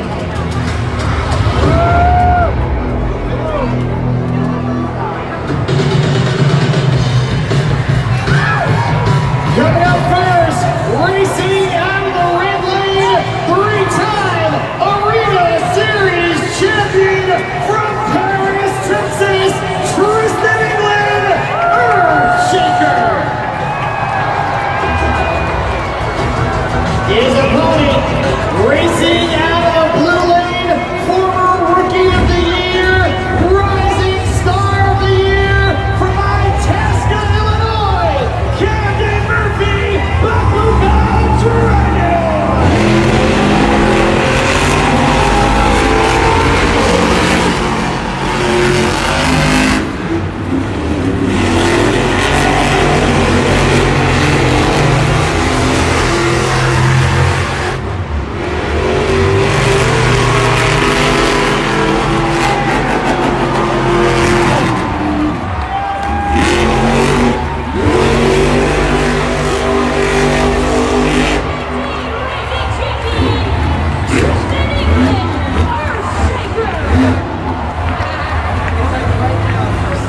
It's raining.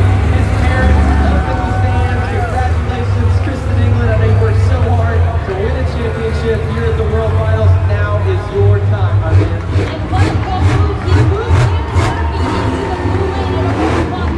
That's one of the things here at the World Finals.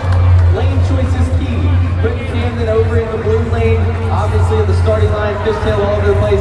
Doesn't seem like Camden had the full power that he's had throughout the night. Fishtail all over the place.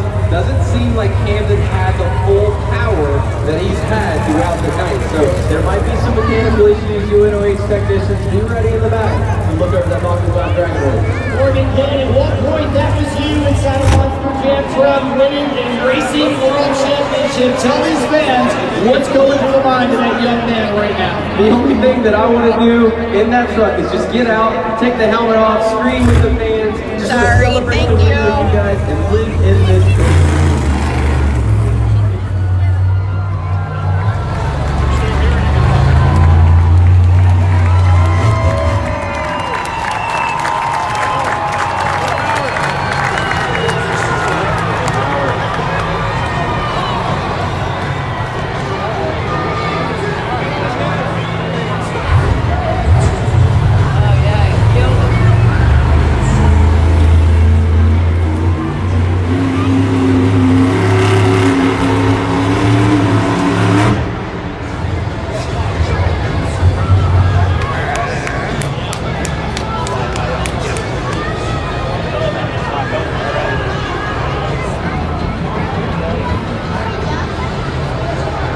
Ladies and gentlemen, you saw that bit of a victory lap as he made his way back up towards the starting gate. And as he climbs out of that Earthshaker truck, Nashville, Tennessee, let's hear the roll for your racing world champion, Tristan England!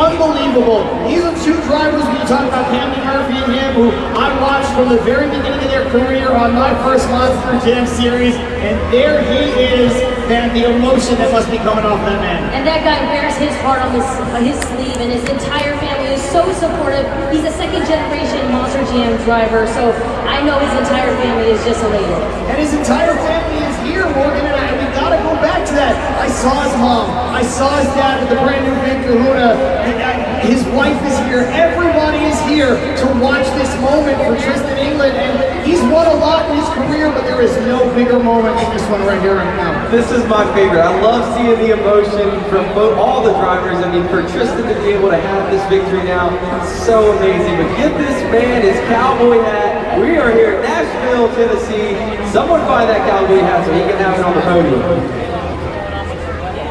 And there you see the rooting section, Tristan England's family here in the house in Nashville to watch him capture a world title. You can see Shane, you can see his mom as well, everybody out there. The biggest smiles there from Team Earthshaker. Huge congratulations to Tristan. And you know, one thing that Tristan has always said to me is that, look, he grew up as a fan, he loves Gravedigger just as much as the fans do, right? But he had so much pride that he was the only non-Gravedigger driver to win his series and punch his ticket to World Finals. And here he is now, 23 other drivers down, one person standing at the top of everybody else, and he's wearing a yellow 5-seat. Well, coming from a Gravedigger driver, there's no better feeling than if you're competing in another truck, that's the truck you want to be. So I know it feels great to be able to prove yourself. You deserve to be here, Tristan England. Well done, my man. Congratulations. Well, and also, too, you know, talking to a lot of these drivers, and you probably can attest, winning racing is the thing. This is because you've done it by yourself along with your UNOH technician, of course, as well. But it's nothing like it. They said, I want to win racing. If I have to win anything, I want to win racing. Absolutely agree, 100%. Freestyle wins, there is a lot of luck that goes into freestyle. But racing, it's all about hitting your cues, making sure that all your apexes are right, and you are strategic in your lane choice. You have to be aware of that as well.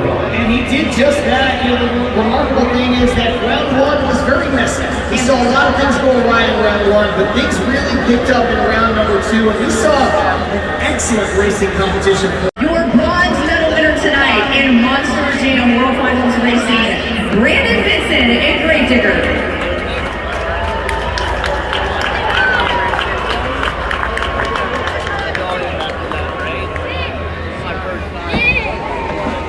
Your silver medalist tonight, Camden Murphy, Bakugan Dragonoid.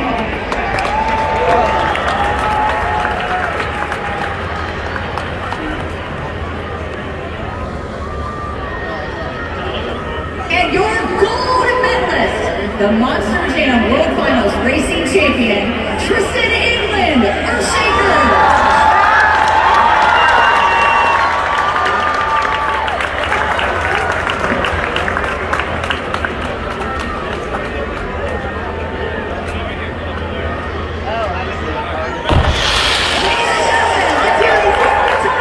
For your Monster Jam Racing medalists.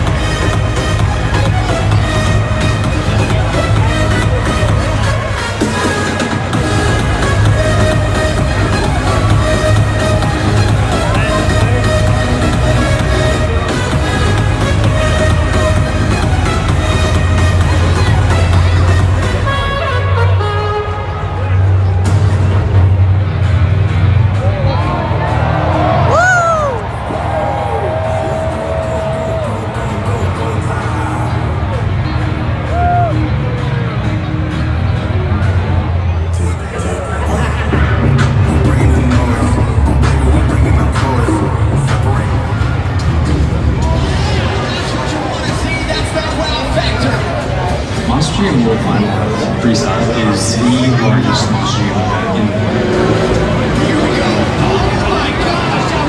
The things that you don't think are physically possible happen there. You have the most awesome competition you've ever seen in your life. You're locked in that moment, and it's all or nothing. You get your 2 minutes in freestyle to put on the best run, and everybody is gunning for that championship. I want to win that championship. I want to win against the best. I just want to win that, to come out on top. That's what World Finals is about.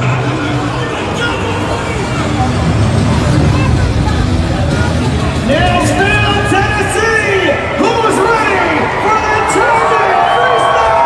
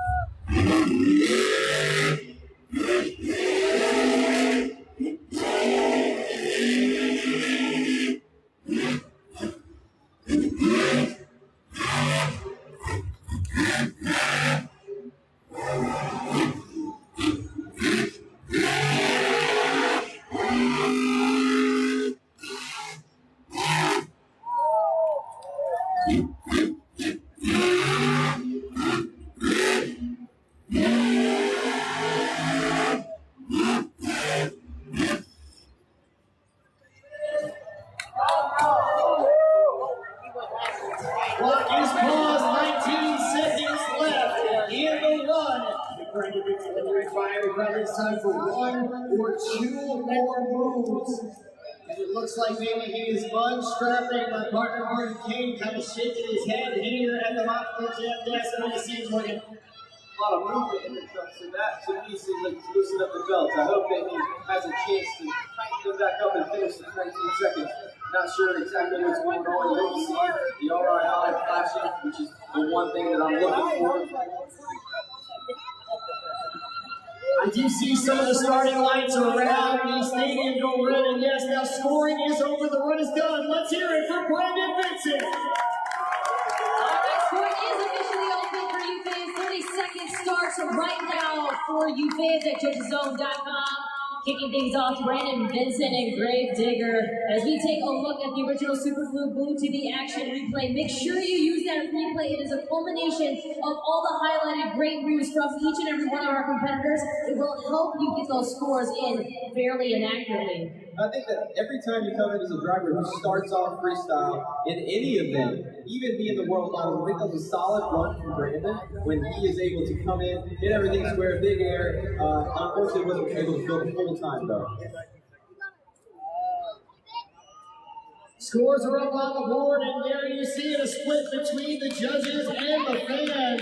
Pretty even. It all culminates with a 5.785. There is your score to beat. We've got Zombie driver Bari Moosauer, and Bari, this entire weekend, the weather has had a mind of its own. The track has had a mind of its own. I know you're going a little bit later in the freestyle lineup. Are you up here watching how the track is behaving? Yeah, I just wanted to get a game plan. I wanted to see, they cut these ramps out here for racing, so I just wanted to make sure that I had everything in my mind that I wanted to do. So I had to come out here and watch all these peers go, all these fierce competitors out here, because we are about to turn Nashville into Smashville tonight. I gotta ask you, I know that when you enter the freestyle competition, you want to at least get those 30 seconds under your belt so that you qualify for a score. But we are at Monster Jam World Finals. There's no such thing as playing it safe. There's no such thing as being conservative. So talk to us about how you're going to approach the competition. You really just have to go for it and let it all hang out. You gotta get a little bit lucky. You gotta have some skill. You gotta have that wow factor. Of course, you gotta have a backflip. You guys want to see a backflip tonight? Yeah! For the action. And one last thing, Bari, I know some of our fans were asking, so we just wanted to clarify. During the racing competition, we saw that Zombie was running one arm. Talk to us about why you did that.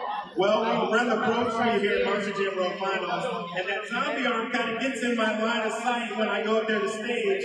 So the left lane is okay, but the right lane, that arm gets in my way. So we took it off for racing, but it's back. We got both zombie arms for freestyle, and I want to see everybody here in Nissan Stadium doing zombie arms right now. Let's go!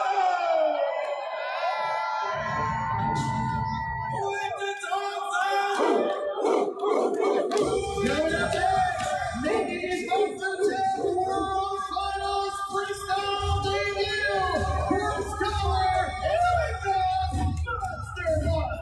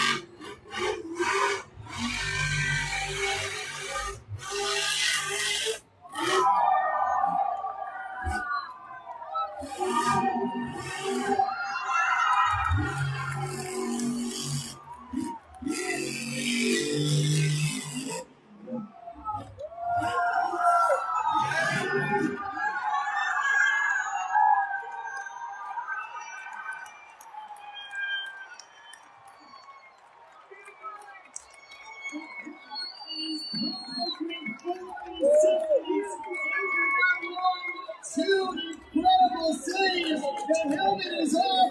Time is up. Let's hear it for Monster.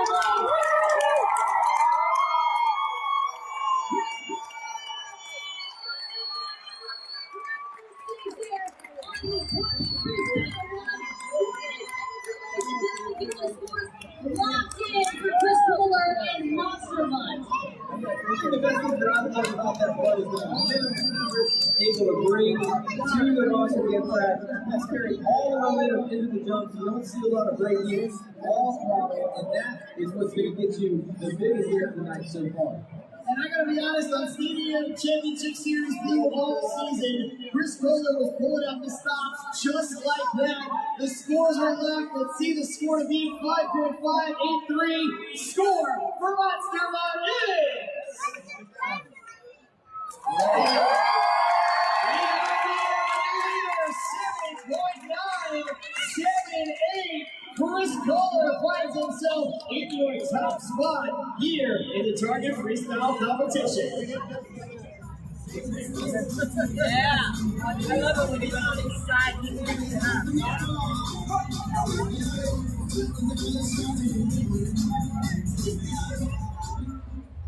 We are joined by one of our expert judges and the man from the Pepper Forest Truck Show, Cole Eichelberger. You and I have been talking all day long, but now the sun is in the rearview mirror. You pulled it off. How you feeling? Man, I'm feeling pretty good. I told you guys we put a lot of time into that Monster Jam stud. That was one of the wild moments. Start to see this Monster Jam freestyle. I got a feeling it's going to a whole lot better. Throughout this freestyle run, each and every one of our competitors, what does it feel like to soar through the sky in a Monster Jam truck? I tell you what, it feels really good. It's kind of a feeling that I can't even explain. You're going through the air, you're looking around. There's lots of time to think, but the only thing I was thinking about is how I'm going to load this truck down. We landed it safely. We're still all intact. I feel like it's a pretty good success. You know, we talked so much today, but a lot of it has been about the stuff with good reason. But you're up here now on official business because you are one of our expert judges. So what did you think of that run, and what are you looking for the rest of the competition? Oh, I thought that was great. Chris Cooley did a great job. You know, he had some wild factors. He was racing. He had to get the jump really fast. That's what we're looking for. You know, as we get better, As these track conditions change, and of course, everything from the weather is holding up, the track is going to change from driver to driver to driver. So what are your thoughts as we're going to continue to move through these rounds here with our driver? We have 24 trucks, and I know a lot of them very, very well. It's going to be crazy from here on out. There, I got a lot of faith, but the number one guy that I got a lot of pressure on is my dad. He's had some bad luck in racing today. I can tell you one thing, he's coming out, that truck is not going to leave in one piece. Colt, thank you so much, everyone. Colt Eichelberger.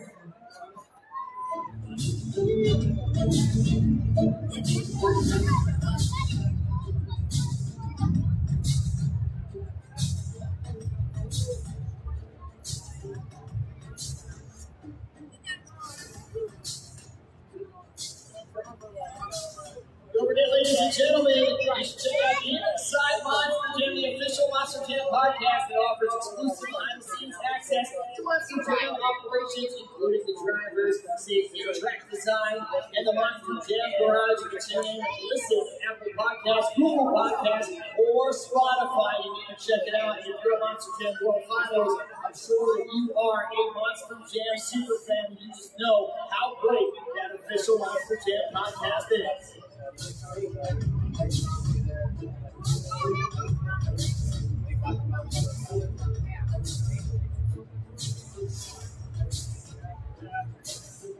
More than only 2 trucks down, plenty more to go here in Target Freestyle Championship. What did you see out of those first 2 that maybe some of the other drivers can learn from? I think it's really, as a driver, you're looking at these faces, and it's hard to see what they've got. You heard Marty Sauer coming out, and wanted to visually put his eyes on what the track looks like. And for me being here on the stage, it's hard to see the angles and how hard I can go at it. But from those last 2 trucks, I know that I can go wide open throttle, and I'm not hitting the brakes at all. Coming up next, it's Kelly Sutton.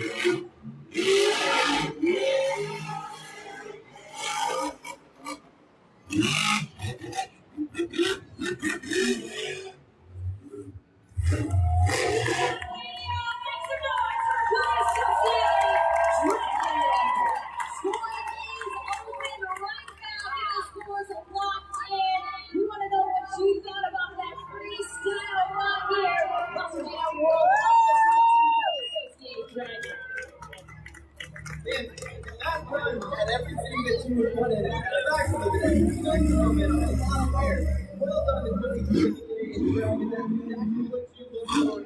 The textbook run, and most importantly, you filled your time. That's the biggest thing that as a driver that you have to make sure. Because the judges are very fair. These expert judges are judging you on, are you fast? Are you going big? And are you filling your time?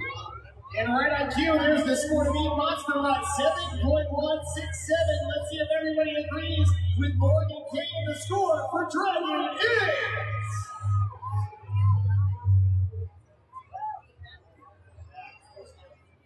It is a 7.795 for Dragon and Connor Celsius. I know.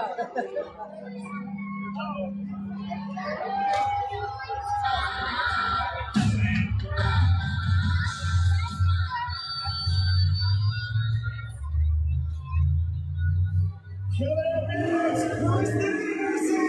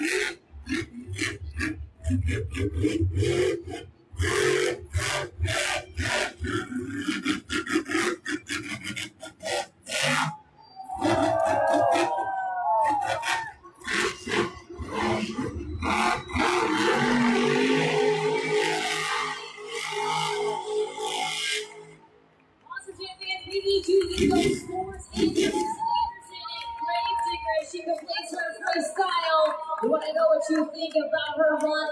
Morgan, a second driver now, has fulfilled the time, and this is going to be very important when scoring. Yeah, I think that was a great run. Not as much speed as what Cody Associated Dragon had. A great run, no backwards, but still technical. He's been able to move around the track and hit a lot of different faces, keeping up speed in between jumps. Well done, Kristen.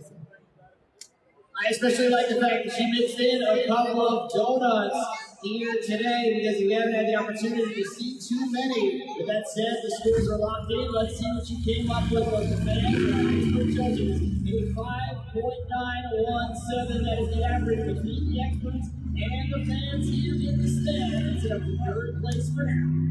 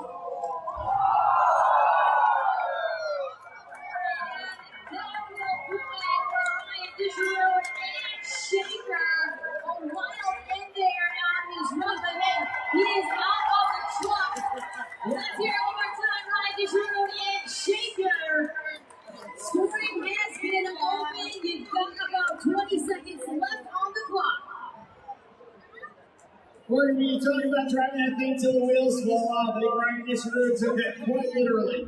Yeah, he did a great job. I think the whole run he was searching for something with a really good pop. And he found the right jump to hit, but unfortunately there's a lot of different faces and different angles in this track, and sometimes it's a little hard to see. So for Ryan, I know that's not the way he wanted to go out because he wanted to go bigger, but he was leaving it all on the line because this is the biggest show of the year for us. Turn our attention to the score to beat. There it is with Monster Mutt and Chris Kohler. It's been hanging on for a moment, 7.9, 7.8. The score for Shaker is... He will land in third place, 6.822. Almost identical numbers from our judges and our fans. Either way, third place score beat still with Monster Mutt. What an amazing run we just had right here in Monster Jam Freestyle. I am here with Corey Balancer, Galena, Illinois. Awesome, and who are you? Coming from Detroit! I am loving that energy. Now, Monster Jam fans, right now we are going to do a best This is Monster Jam competition. Now these two competitors will give me their best This is Monster Jam chant, and you, the Monster Jam fans in the stands, will help choose the winner because they are competing for a Son of a Digger, Low Seat RC truck brought to you by Horizon Hobby. We also have an additional competitor right here. He just came back from the bathroom. I hope you washed your hands. What's your name and where are you from? Raul from Texas. Raul from Texas. We're going to start off with you. Corey, go for it, Corey. Hey everybody, I'm Sergeant Bellinger of the United States Marine Corps. Let me hear a big hoorah! Hoorah! All right. Raul, go for it. Nashville, an audience from all the world. This is Monster Jam. Let me hear some noise! Last but not least, go for it, Tommy. Nice out! Look out your feet! Let me hear you! This is Monster Jam!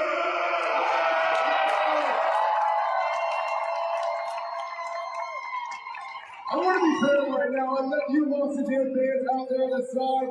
So, make some noise if you think Corey is your winner. Make some noise if you think Raul is your winner. Last but not least, make some noise if you think Tommy is your winner.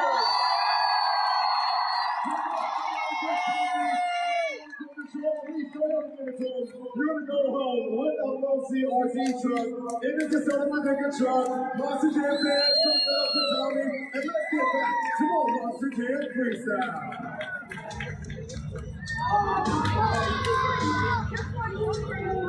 Coming up next here in the Freestyle World Championships, we're going to get a look at John Ledoux McLeod.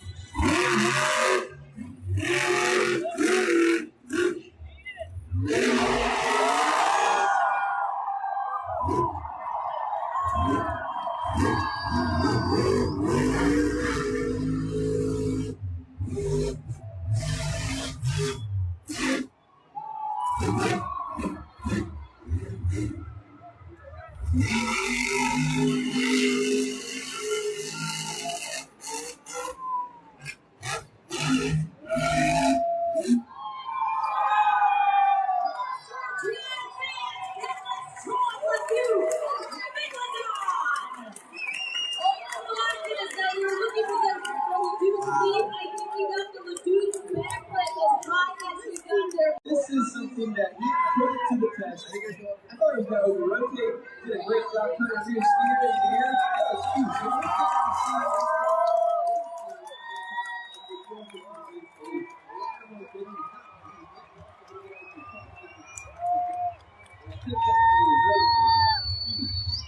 I mean, these fans in Nashville love the Tom Ledoux take a little run across the Monster Jam track. As John looks on, there's the score.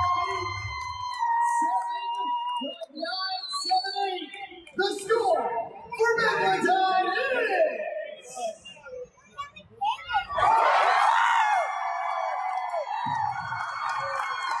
Nashville, Tennessee, we got a new winner, and his name is John Ledoux. Did you see the expert judges versus our fan judges. Did you see that? Did you see those scores? I think you're highlighting something right now that we all up here are thinking. You know, it was a good run, not first place run. That backflip was massive. That is your wow factor, but not a first place run, if it's in my opinion. That's a fair critique, Morgan. Absolutely, you factor in everything, but I think it's safe to say that was the single biggest wow moment that we have seen throughout the competition in these 6 runs. Yeah, we can definitely agree. The biggest wow moment that we've seen even tonight. You think about the big jump from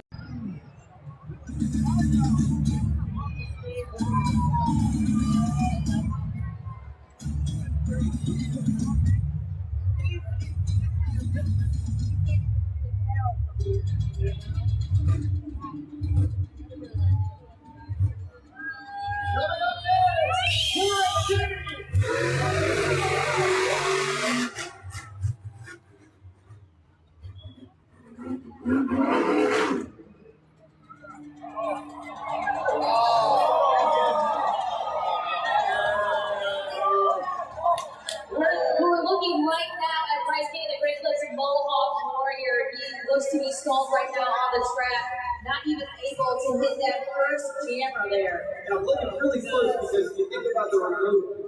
The RII is something that our safety officials here at Monster Jam, if they see anything that's a little off on the truck, they will click that remote, and that remote will blink the light in the front tire, or in the front windshield. And that's not what I'm seeing right now. So I think Bryce King, Mohawk Warrior, he's got something going on inside that electrical issue, those dribblings that we've been talking about all night, and that's unfortunate. Most definitely, right now you can see our safety officials potentially grabbing that jump box right now.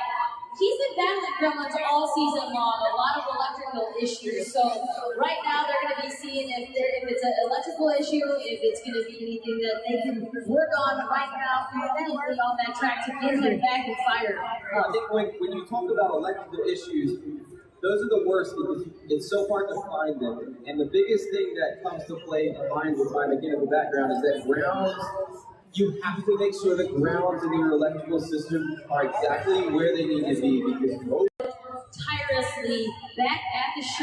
I don't know, 40 feet in the air upside down, so I hope you guys enjoyed it. It's World Finals. But you still got to be nice to them, so the track is very fun, very cool. It's easy to spot where you want to land. So I want to see if anybody else can tell my run. If not, I'll take that championship. Todd, congratulations. Thank you so much. A lot more freestyle action coming your way. We're going to see if Todd can hang on to the lead.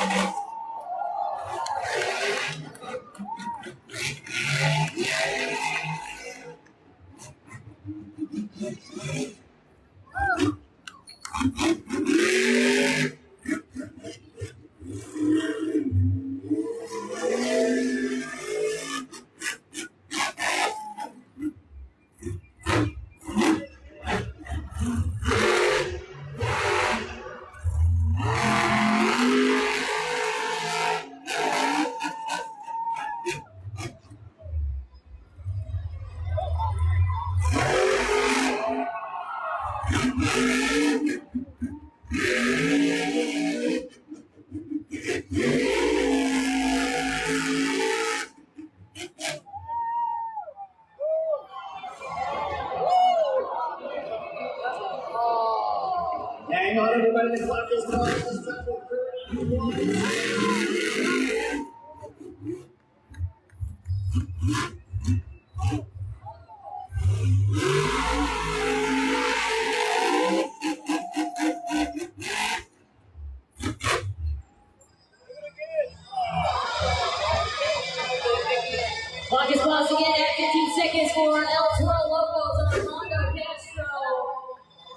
Sounds like that engine is trying to refire here.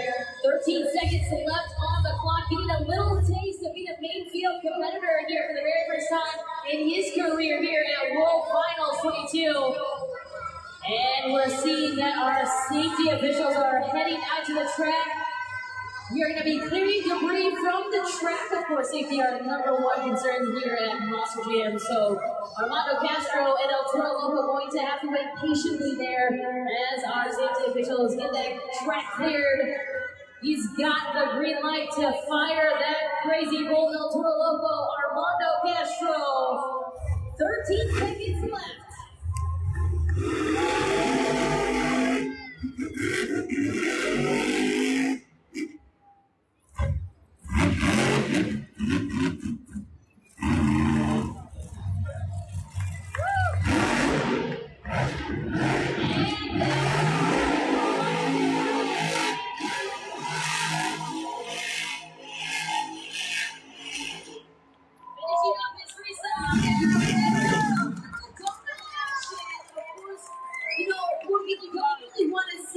Stop in the middle of a freestyle run if it's not anything concerning the truck. That stop is momentum. I 100% agree with you. I think with the truck hitting the step up, you get a lot of big air, a ton of momentum. When you get stopped with 13 seconds in the run, that last 10, 15 seconds is a Hail Mary. You want to just send the truck as far as you can, especially with a run like that. Great backflip, great momentum, everything that you want to see in a great run. Morgan, is there anything you can do with just 13 seconds that's a little different? 4-5 in fourth place for El Toro Loco. Well, I think one thing that's happened tonight so far is our expert judges spot on. Fans, spot on. Almost. Just keep doing those, judgeszone.com. Make sure that you have the Monster Jam app downloaded as well. Monster Jam World Finals app is very easy. It's a super easy way to judge all of these runs for freestyle. It's up to you. Make sure you found the World Finals. Well, you know, I think spending more time at judgeszone.com for fans is really the equivalent of seat time for a driver. You get much better. You know that you have a certain amount of time to make sure that you're locking your scores in. Soldier Fortune!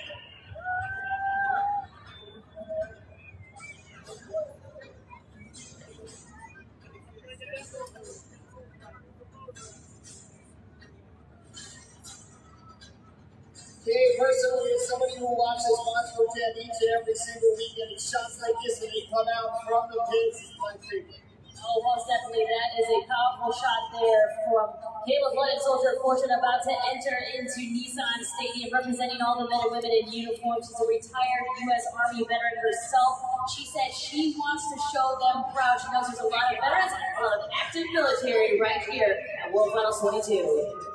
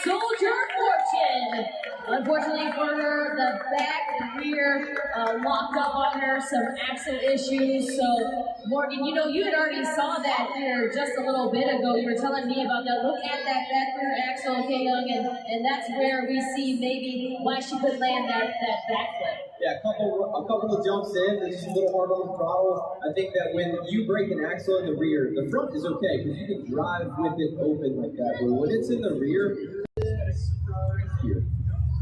Well, a couple more seconds are on the video board there for Caleb Blood. Soldier Fortune scores are in. There you can see right on cue, 7th place for Caleb Blood and Soldier Fortune, really making something out of nothing with that Blood down to the grid. We've got our 2019 Freestyle World Champion, Lindsay Reed. Great to watch how the trucks react out there, but does it create a little bit of anticipation or nerves? Absolutely. I've been telling everybody that. In 2019, I went out second, so I really didn't have time to think about anything. I just went out there. I wanted to put on a solid run for all my Scooby-Doo fans and all you Monster Jam fans out there, and it worked out great for me.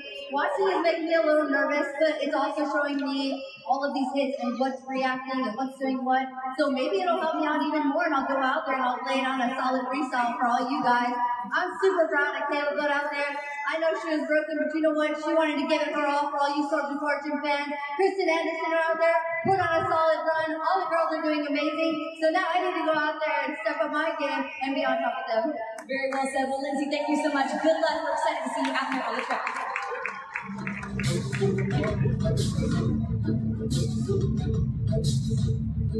Take a look on the big board for the Target Freestyle leaderboard thus far. We got Nickel, John, and Todd with you in the number 1 spot.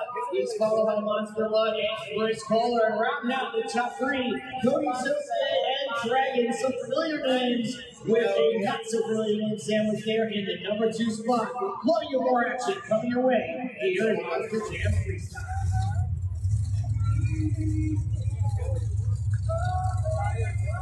Coming up next, out of Highland, Georgia, it's John Gordon Company.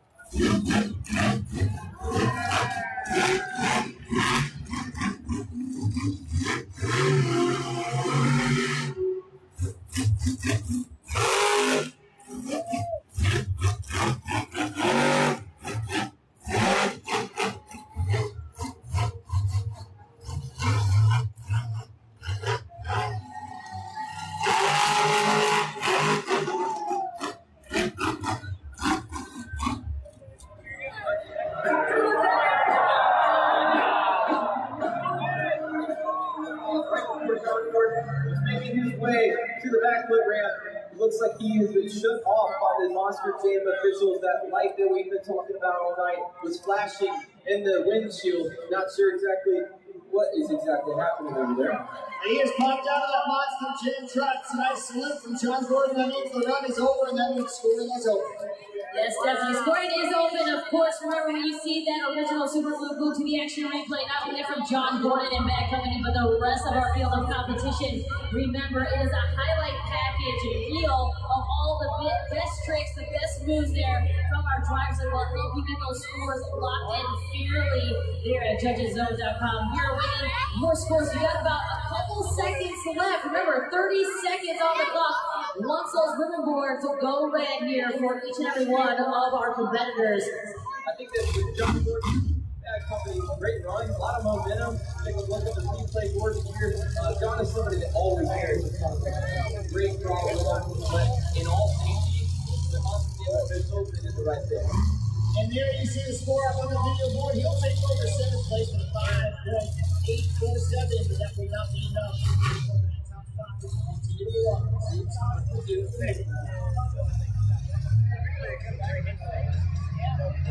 Coming up next, two-time freestyle world finals champion, Over the Avengers next. I suspect he's coming out over here.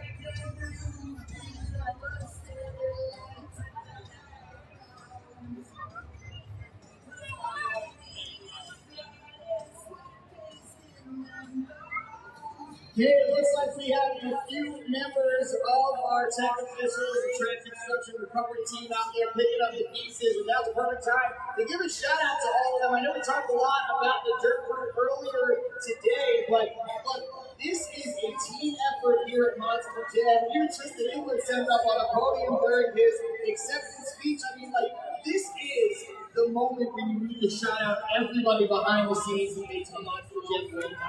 Absolutely. This track construction crew has worked tirelessly on designing the track, of course, with everybody there at Monster Jam, and then making it come to life here for World Finals 22. And I know last year we saw some incredible designs. This year, though, as well, you know, we got the elevated starting line back in action as well. So we're going to see what Jim Kohler and Avenger does. He has not missed a World Finals in his career, John, ever in his life. So I know he's going to be bringing it right now. We can see him coming out of the tunnel right now. And that Nashville-inspired Avenger body looks absolutely stunning. One more time, Nashville. Let's welcome in Mr. Excitement, Jim Kohler, Avenger.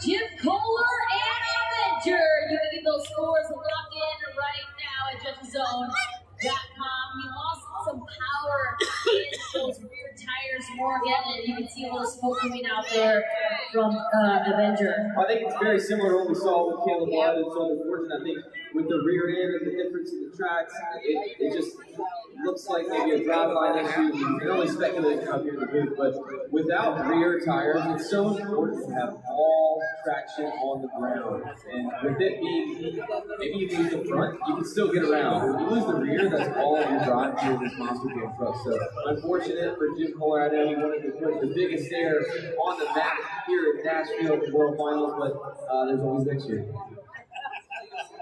And there you see the scores up on the big board. Certainly not the way Jim Kohler would have wanted to end his freestyle run, but I think we might see a little bit of a Mr. Excitement tradition here, done differently because we're in Nashville. Let's see who's going to give it go for Jim Kohler.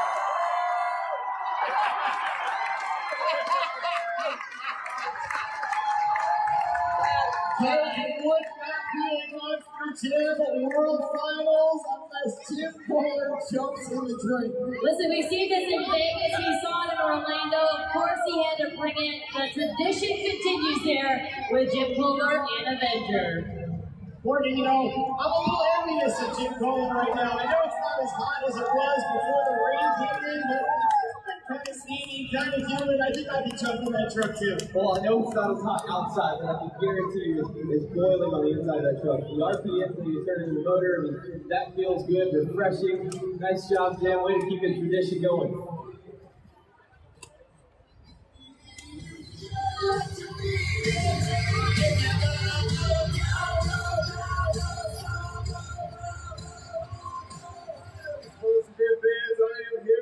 Couple of Monster Jam fans, literally a couple. Say your names and where are you from? I'm Cody from Richmond, Virginia. Okay, now there's something special about your hat. Tell the Monster Jam fans what's so special about it. It's Bakugan Dragonoid, and my husband made it for me. Your husband made it for you. Okay, you told me you made it. Okay, now what inspired you to make this hat? There is no adult Dragonoid hat available, so you guys gotta get on it. Well, you hear that, Monster Jam fans, or Monster Jam? Maybe you should start making some more Camden Murphy Bakugan Dragonoid hats for the Monster Jam fans to purchase. Now, I want to do something with you guys. We're going to do a little Monster Jam trivia. Are you ready? Yeah. Okay, let's do it. Turn your attention up to the video board. Who is the defending BKT Freestyle World Champion? Is it A, Ryan Anderson, B, Todd LeDuc, C, Camden Murphy, or D, Tom Mint? I'm gonna let you go first. Who do you think is the answer? I'm gonna say A. A? D. Let's see if that is the correct answer. D. Tom Mintz, congratulations. Now also, there's another congratulations in store for you too. Who wants to tell the Monster Champions what it is? It's our anniversary tomorrow. It's your anniversary tomorrow. Nice. How many years? We've been together for 10, but married for 6. Been together for 10, married for 6. That is a milestone in these days and ages, especially in you guys' generation. Well, congratulations. I'm going to give you both, each, a Monster Jam World Finals 22 hat. Congratulations, guys.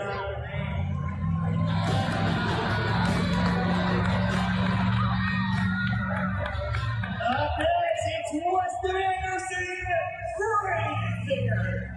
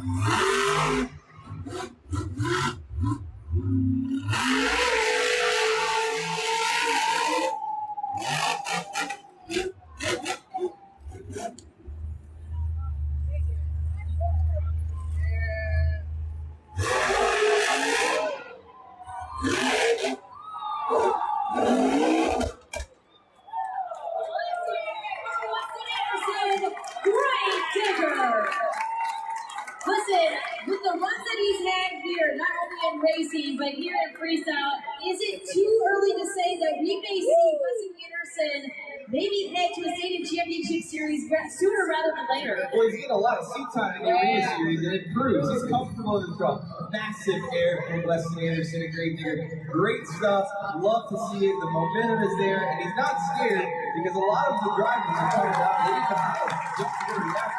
Weston sat back, watched these shows, make sure momentum is your friend. Carries all the momentum to the top. Massive air for Weston Anderson. Well done. And one of the things Ryan Anderson has said to me all season long, he said, man, Weston is coming, and one day he is going to be better than all of us. Obviously, that remains to be seen, but that is high praise from his older brother. Let's see. There's the score to be 8.258 with Megalodon and Tazadoo. The score for Weston Anderson is... I'd say like low 8. So close, the closest we've been, but not enough. 8.137, second place for young Weston Anderson. We've got the Anderson siblings up here watching. Kristen Anderson watching her brother Adam Anderson, Ryan Anderson. I gotta pick your guys' brain because while you were watching that run, I could see you cheering Weston on. You're his biggest cheerleader over here. 100%. I've been grooming Weston since he was a baby to be the wildest man to ever get behind a Weldon Monster Jam truck. And you see it right there. He's going crazy. The biggest air of the night, crazy momentum. He got a little carried away that back of the moonwalk. But man, what a wild man. 2 years in, people. I'm telling you right now, my little brother is going to be insane. He just got in the seat. I can't wait. I love watching him. You heard it here first. A lot more action coming your way. And Adam, I saw you guys go to the track and kind of mapping out the things. Is there a speed trap out there that you're looking at? Maybe a You know what? And that's what it's going to take. You know, and that's what Todd had that wild moment. But it wasn't all the in-between. You know, Weston, he was out there working the track from top to bottom, one side to the other. And if he would have had that wild moment, he would have knocked it out of the park. But that's what it's going to take. It's going to take everything you have right then and there. And you're going to have to push the limits. You're going to have to find all those traps out there and overcome them. And I can only hope that any of us can do that. But I can tell you right now, that right there just got me hyped up, and I'm ready for it. Adam, thank you so much. Going 21st in the freestyle lineup. He's on his way. And same with Ryan Anderson. Going 24th in the freestyle lineup. More coming your way soon.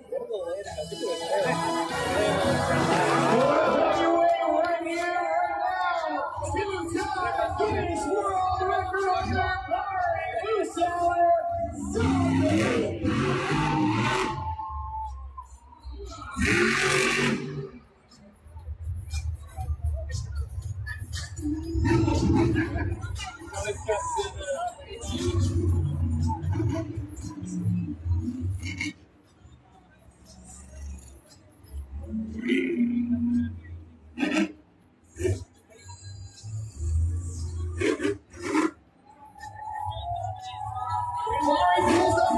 he's doing the selfie arms. He wants to see him right back. And let's see if we can do it all.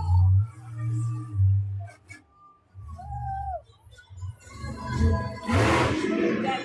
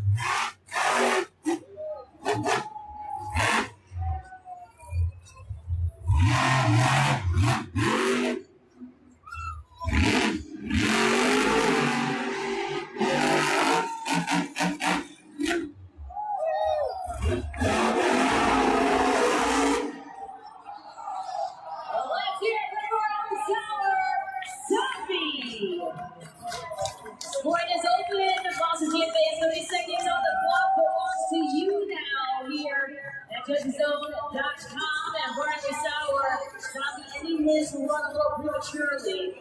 Well, even in that prematurely ending of the run, that's a hard rebound to recover from as a driver. When you're getting all let's see what you came up with. 7th place for Bari Hosauer and Zombie, 6.619. And I'm hanging out with one of those expert judges right now, Brianna Mahan. Brianna, what did you see from that run and what went into your score? You know, Bari's a fantastic driver. He had some momentum going, was getting some big hits out there. You know, unfortunately, it ended a little early, and you know, it's a bummer to see, but we would have loved to see him do a full run. I absolutely would have. Thank you so much. You've got to get back to the hot seat with your fellow judges. Thanks for popping over here for a moment, ladies and gentlemen. Brianna Mahan.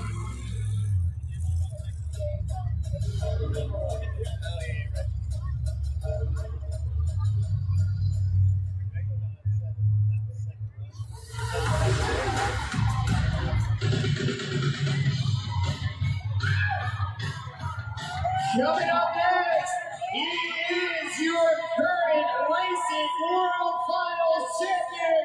Can he do it again?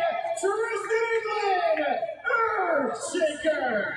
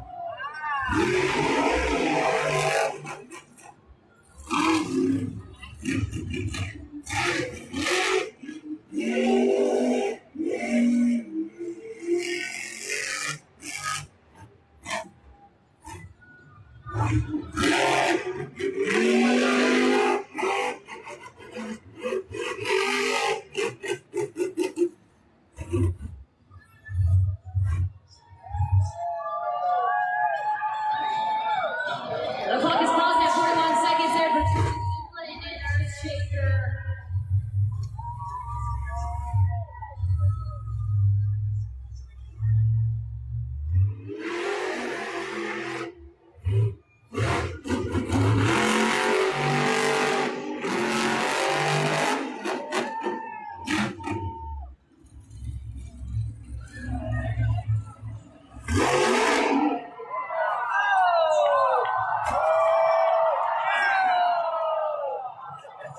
Let's make some noise for Tristan England and Earthshaker.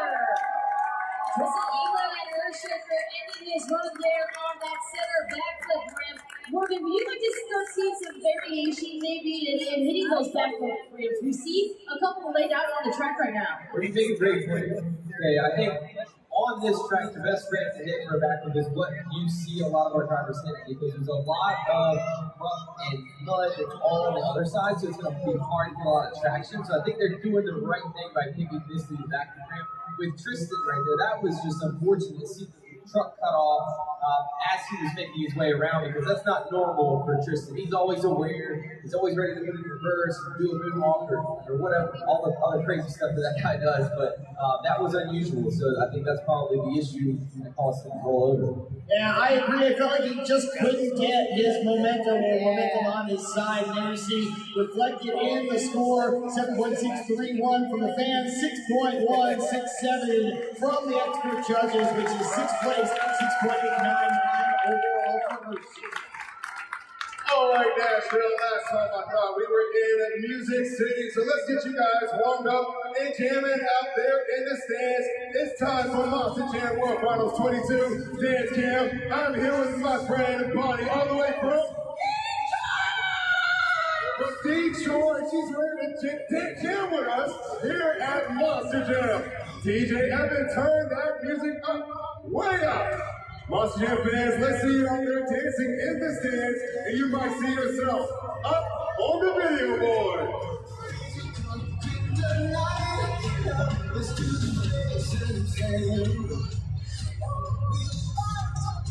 There you go, buddy. Keep moving, keep moving.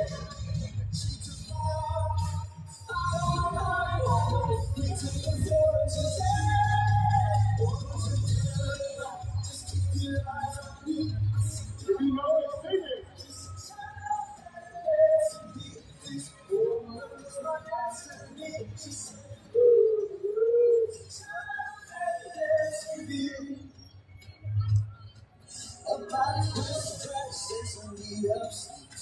My discotheque to the teenage dream.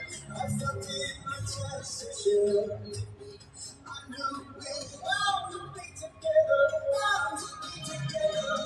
She took my heart, I don't know how it happened. We took the floor and she said, Monster Jam fans, are you ready for more Monster Jam Freestyle?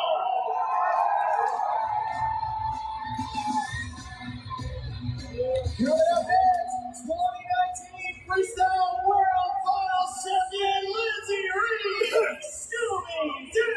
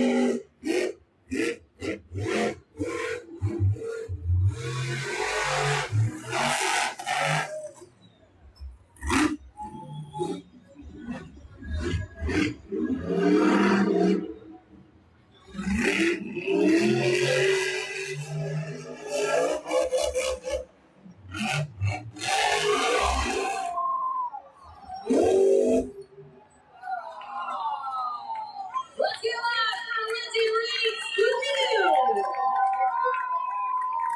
Lindsay Reed, Scooby-Doo, awaiting your scores here at JudgesZone.com. And an unfortunate end there for Lindsay Reed, the 2019 World Finals Freestyle Champion. It's pretty wild there.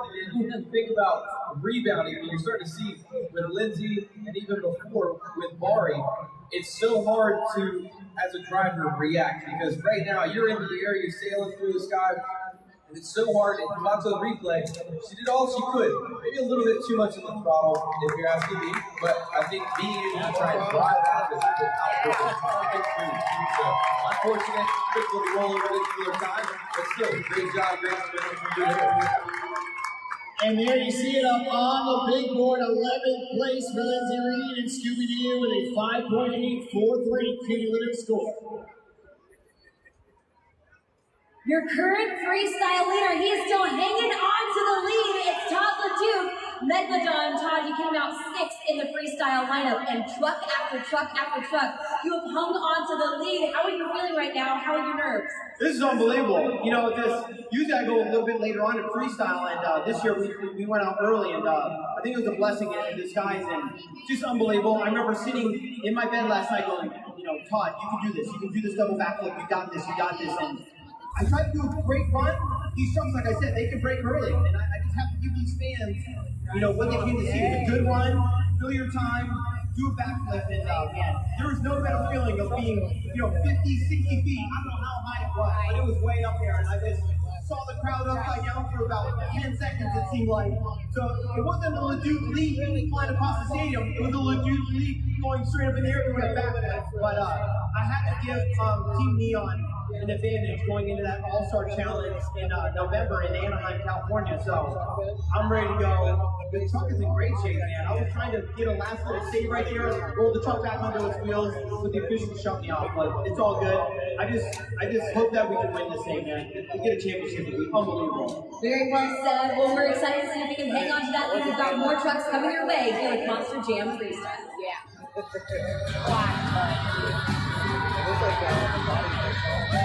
Coming up next, Stadium Series Blue Champion, Tyler Gravedigger.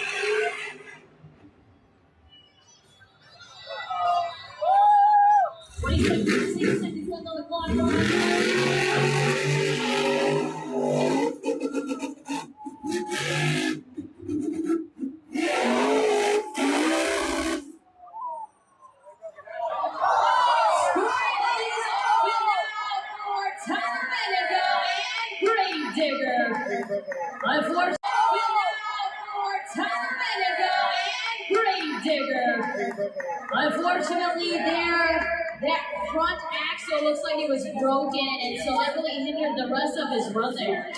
You can see throughout the night there's been multiple broken axles, and it just is a difference of if it's in the front or the rear. With Tyler, it was in the front. He was still able to continue his run. Still a lot of momentum there, but you know, without having that front axle, he couldn't drive out of that save. Traditionally, Tyler saves that every single time. That's exactly what I was going to say, Morgan. You took the words right out of my mouth. I've watched him do it a million times on Stadium Series Blue, and that's really where it got him. Tyler knows how to make up for truck breakage if he's still getting power, but right there, came up just a little bit short. Let's check out the Green Blue. Just a little bit short. Let's check out the Green Blue. It's an score that is coming up tonight, 7.2. What y'all think about that run? Now we have a few more competitors left on Monster Jam Freestyle. Who do you want to see take the championship? Sticking with my predictions from earlier this week, my boy Adam Anderson, a grave digger! Loving it. One more question for you. This is your first time ever coming to Monster Jam World Finals. How would you say it has been for you? This has been a pleasant yet awesome experience to come out here to Nashville, We're gonna call it Brashville! Yeah! Monster Jam fans, make some noise for our fellow Monster Jam fans, George, all the way from Virginia Beach, Virginia. You know, we have been getting some excellent goals from these fans. I love that Brashville, but there you see the backflip, Morgan. What else can you say about the run here from Tyler Bendigo? It's like it's ended a little too early for him. Well, I think they did a great job at keeping all the momentum, and it's just unfortunate that, you know, a little bit of truck breakage here and there. Tyler, like I said, Tyler saves that all the time. Most Monster Jam drivers don't save that because you can have the momentum to drive the truck out, get it back on all four wheels, and continue to run. But that's just the nature of the beast here. You think about with it being the World Finals, there's a lot of pressure that goes on you, and just one little rip on the throttle will break the axle. Okay, I don't know. For my money, I think if he was able to save that, if the truck was 100%, we might be looking at a new leader. I think that's the kind of momentum he had. Most definitely, and you know, with anything with motorsports, and Morgan probably can attest to this, you know, not only do you have to compete against yourself as a driver, but you're also relying on a machine. You're not relying on teammates, you're not relying on John, you're relying on a motor, you know what I mean, and different things like that. So I think that's really, you know, we're going to keep seeing how this plays out.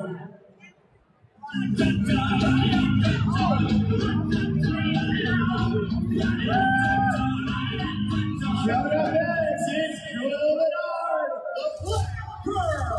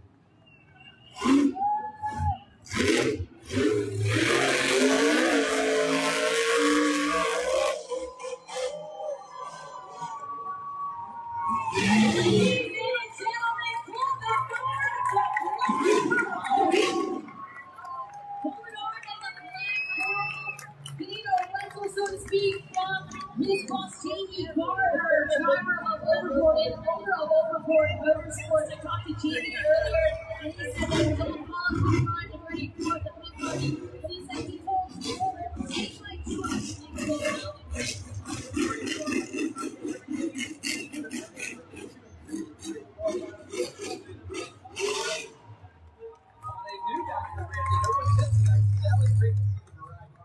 And I think Monster Jam fans love it when the body just comes tearing off that Monster Jam truck. Let's check out the score to beat and see if there's enough.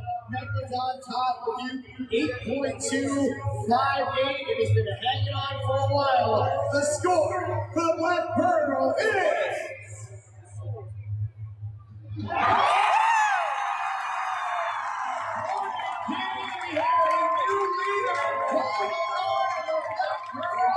First place in a I think all the Sheriff called everything that you're looking for in a World Finals run.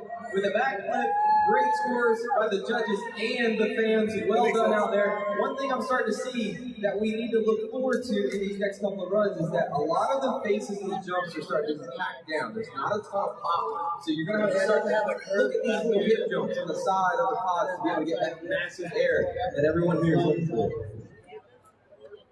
Back to the scoring too, you know how close the scores from our expert judges and these fan judges. You know, like you said, you know, practice makes perfect with seat time, and I guess judgeszone.com seat time as well. They're getting a lot closer to almost equal. I love it. I think that, like you said, with us getting a little bit closer as the night goes on, the fans know what they want to see. They want to see crazy action. Cole gave it to him right there.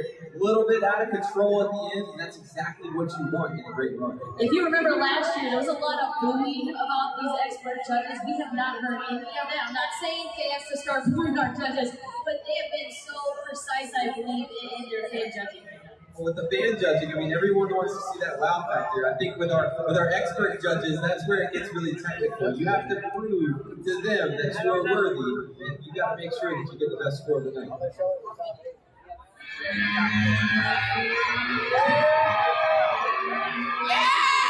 Coming up next, Cynthia Gauthier, Lucas Stabilizer.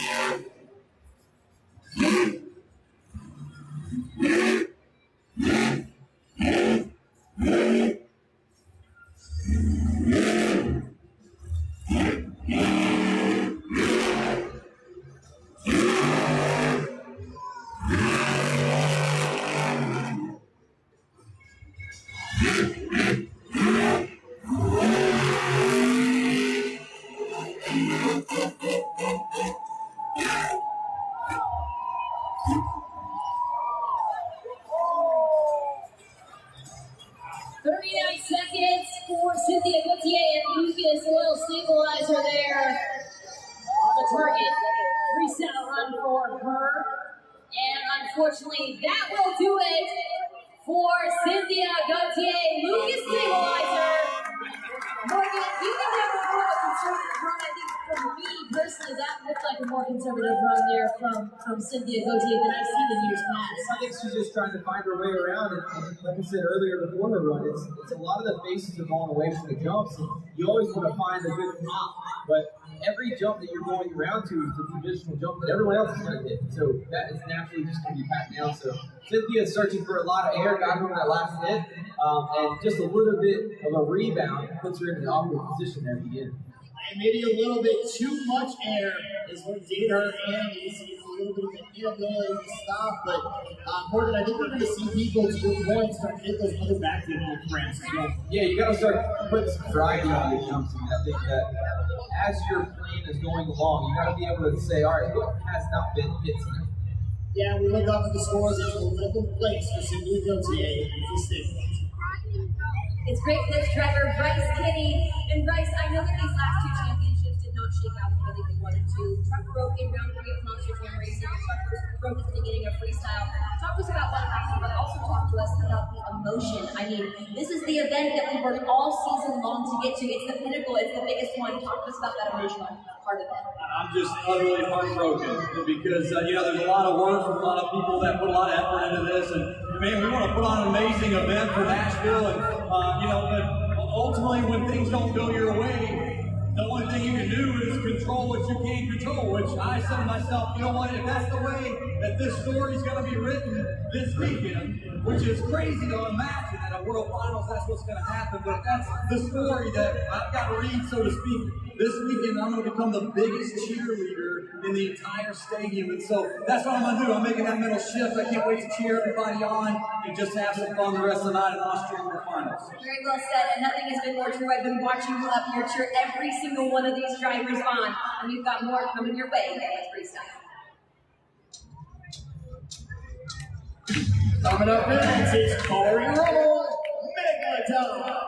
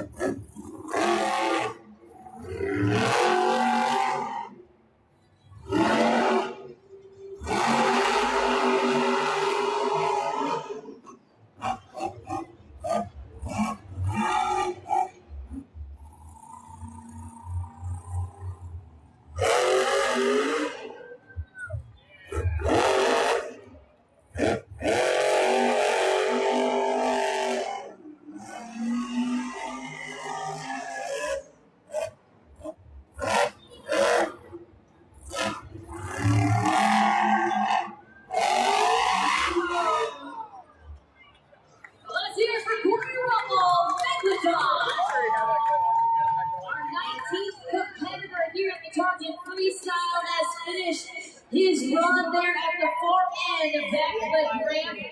And Corey Rummel and Megalodon await your fan scores at JodyZone.com.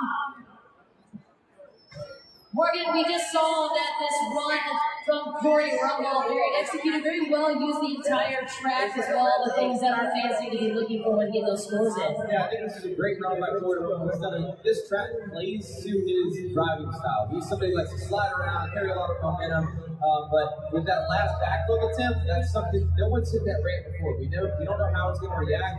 Unfortunately, there's a lot of mud packed in front of that, so then they've slowed him down with so much momentum and just caused him to flop.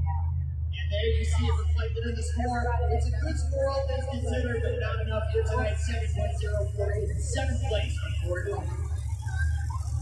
Nashville, at this time, we would like to line up Nissan Stadium So take out your cell phones, turn on your flash, and wave it side to side. I want to see everybody in the stands lining up the skies in celebration of Monster Jam World Finals 22. Let's line it up, ladies and gentlemen. Shout out to all the active military, our veterans, first responders, and people in the service. Thank you so much for putting your life on the line for our country. If you are in the service or still in the service, go ahead and stand up in the stands. That way our Monster Jam and family around you can recognize your bravery, and we give you honor. Thank you so much.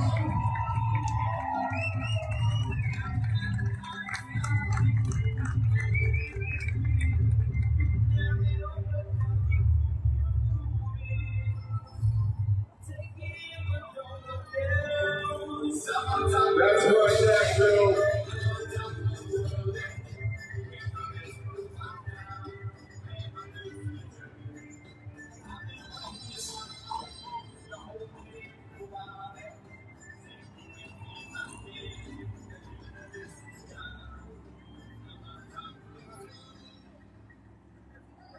I'm trying to cut these corners, trying to take the easy way.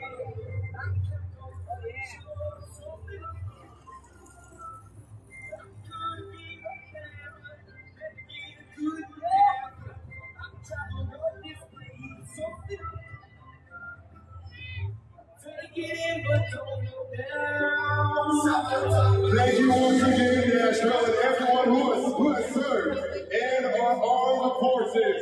Yeah, let's get back to the Monster Jam Freestyle.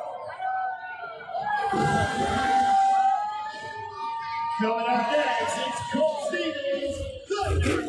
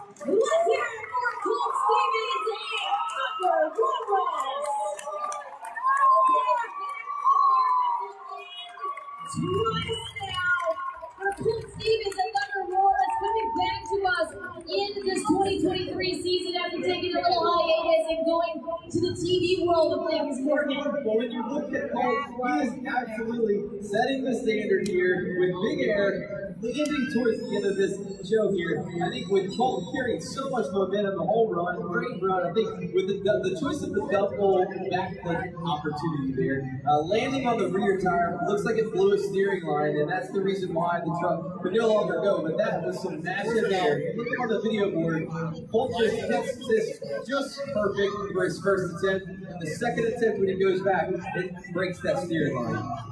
Well, here's the moment we've all been waiting for after that run since it ended. Colbert and the Black Pearl 8.452. The score for Thunder Roars is...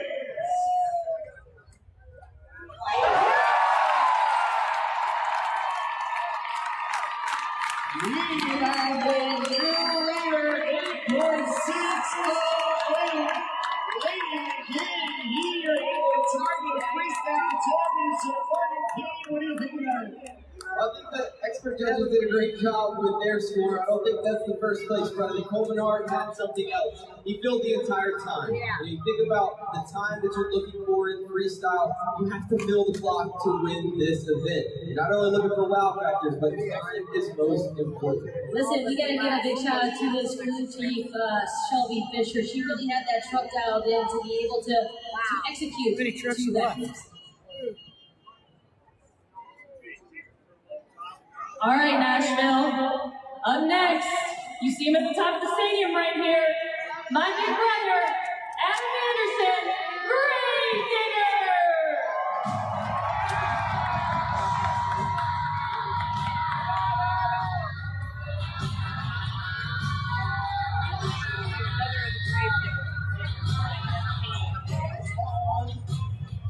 Three Anderson and like two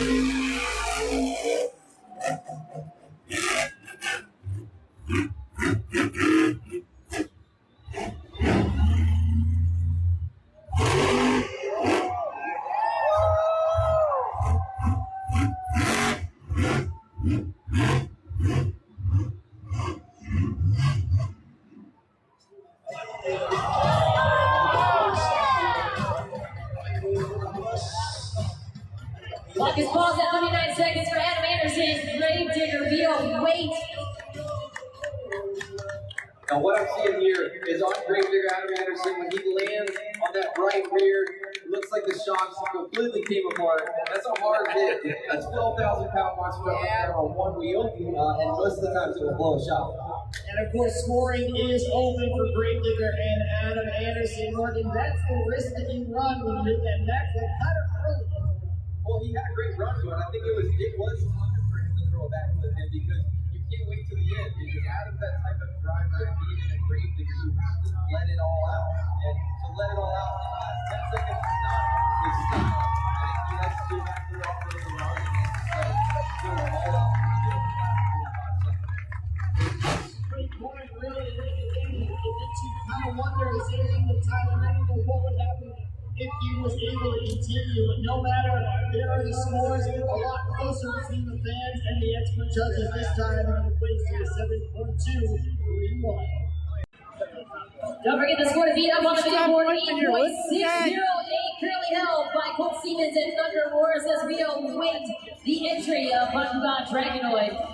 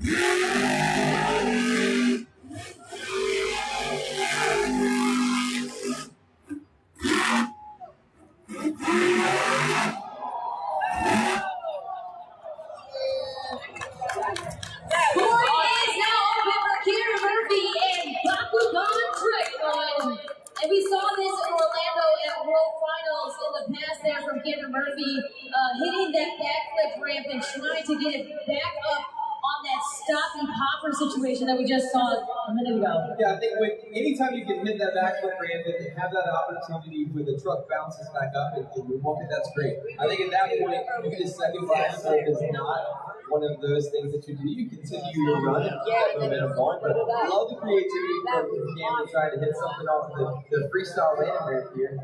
This was a good run, but I think Camden traditionally carries a lot more momentum, a lot bigger of air, and I think that's just a factor of he's searching for the hit. I think with the ramps that are starting to get back down, it's really hard to get a pop. Let's see if it was enough. Thunder Wars, Colt Stevens, 8.608 the score for Bakugan Dragon is. Not enough here tonight, 7th place, 7.504 for Candy Murphy. He's got Mr. Excitement himself, Jim Kohler in Avenger, and also Cole Bernard, the Black Girl. Cole, I'm going to start with you. The topic of conversation here this evening is that you have not been running your own truck, you've been running JP Gardner's truck. Talk to us about how, even though you've been facing a little bit of adversity, being in a truck that's not your own can be really challenging. You have been crushing the competition.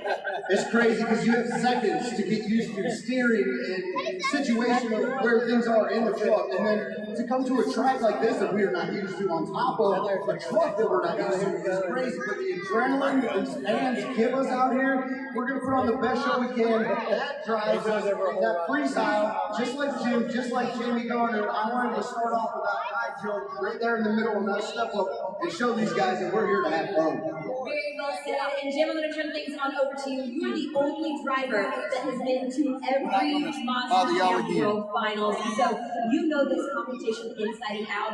What is it going to take for Tom or Ryan to be able to take the lead in freestyle? This isn't like a normal stadium show. This is the World Finals. You got to come out of the gate hard, hit everything hard, big, fast, crazy. You got to put nothing aside, not worry about anything. You got to hammer down. You got to give it everything you got. Put it on the ragged edge. That's what this show is about. You don't do that from start to finish. Truck holds out, plants are alive. You're winning this show here in Nashville. Gentlemen, thank you so much. 2 more trucks before we crown our Monster Jam World Finals Freestyle World Champion. Well, guys, Casey just said it right there. 2 more trucks, 2 more drivers till we crown our Freestyle World Finals champion. And they are heavy hitters, Morgan. We got Tom Lance, we got Ryan Anderson. Well, it's been a long day. We appreciate all of you fans hanging out with us. A lot of things have gone on today, but these last 2 trucks you're not going to whiz. You're not going to want to miss. So make sure that you are ready to go. These guys are going to hit it hard and ready to bring it home here in Nashville. Okay, you know what? I've got to ask you something. And since you're a representative representative of Stadium Series Red, I'm a representative of Stadium Series Blue, and we have it with 2 drivers left, one from each of those Stadium Series. Should we make some kind of friendly wager? We should, we definitely should. And just let you know though, my driver Tom Benson next week was last year's 2021 champion with a score of 8.615. Okay, so let you know. Oh, listen, Brian Anderson is excellent behind the wheel of the Monster Jam truck. I'd like to say that to these fans here at Monster Jam World Finals. Everybody knows what he is capable of. But Morgan, in all seriousness, either one of these guys can walk away with the championship, but standing in their way, maybe a little bit of a surprise for some people. Colt Steve. Well, I think that Colt did a great run. I mean, I think being on top of the leaderboard is definitely a confidence builder. You got to make sure that you do a great run, but these last 2 guys, it's something that they're born for. They are the ultimate show performers, and this is their time, and this is how they shine.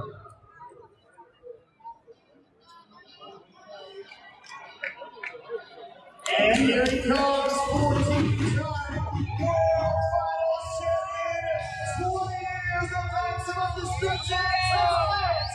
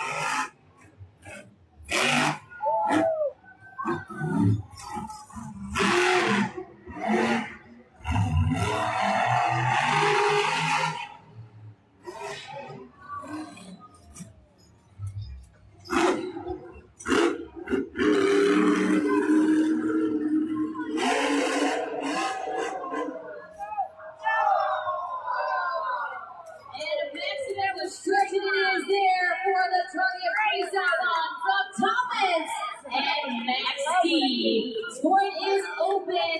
Second to last competitor here of Target Freestyle. And we need you to get those scores locked in. You've got about 18 seconds left. What a crazy finish there, though. You know, Maximum Destruction celebrating 20 years there, and we're watching that first hit off the ski jump. Something that we've seen throughout the season, especially on ST Red, where we've seen him go into that big jump and then landing on the nose right there into kind of a stocky popper. With that stocky popper that you like to talk about, that's a... We are getting towards the end of the Target Freestyle Championship. 8.608 with Thunder Wars. The score for Max D is not enough. Once again, 7.945, sixth place.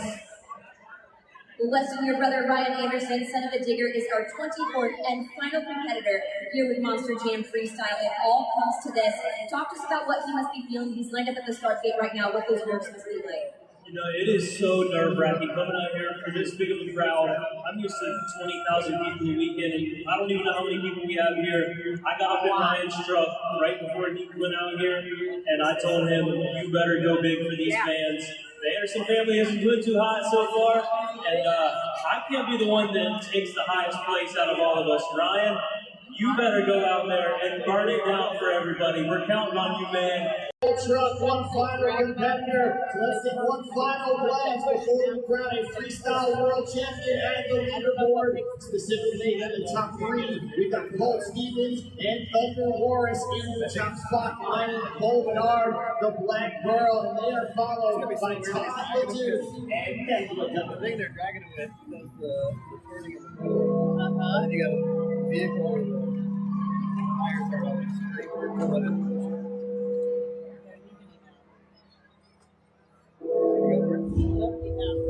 Last but not least, here tonight, four-time world final champion, Ryan Anderson, son of a digger.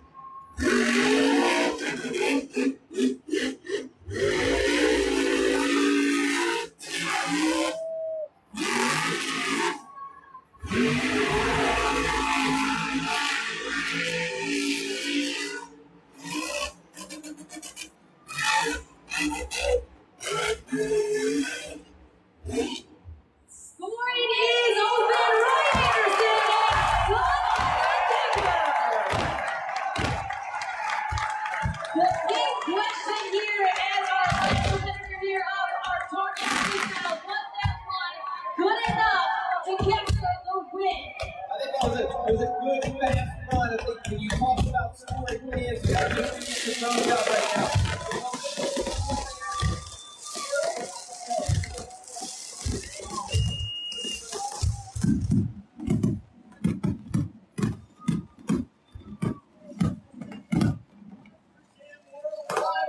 With the light show, especially here on 4th of July weekend. Ladies and gentlemen, look up at the video board, see the split screen. It's going to come down to those two men, Colt Stevens, Thunder Morris, Ryan Anderson, son of a digger, score to beat 8.608. The score for Ryan Anderson is...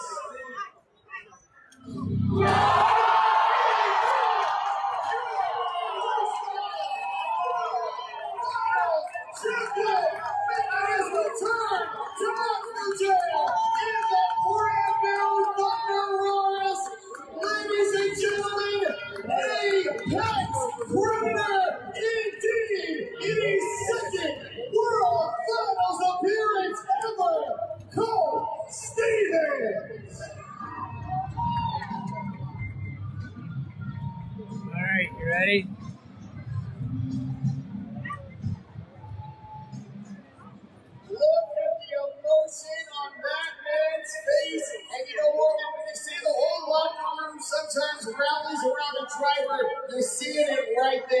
Colt Stevens? I think with Colt Stevens, he has so much passion, from his family, upbringing. His whole family's been in monster trucks for his whole life, and so that's really all he knows. He's an all-pro shop back in Texas that he dedicates his life to. It's so cool to be able to see Colt Stevens back in a Monster Jam truck winning the freestyle. We're here at Monster Jam.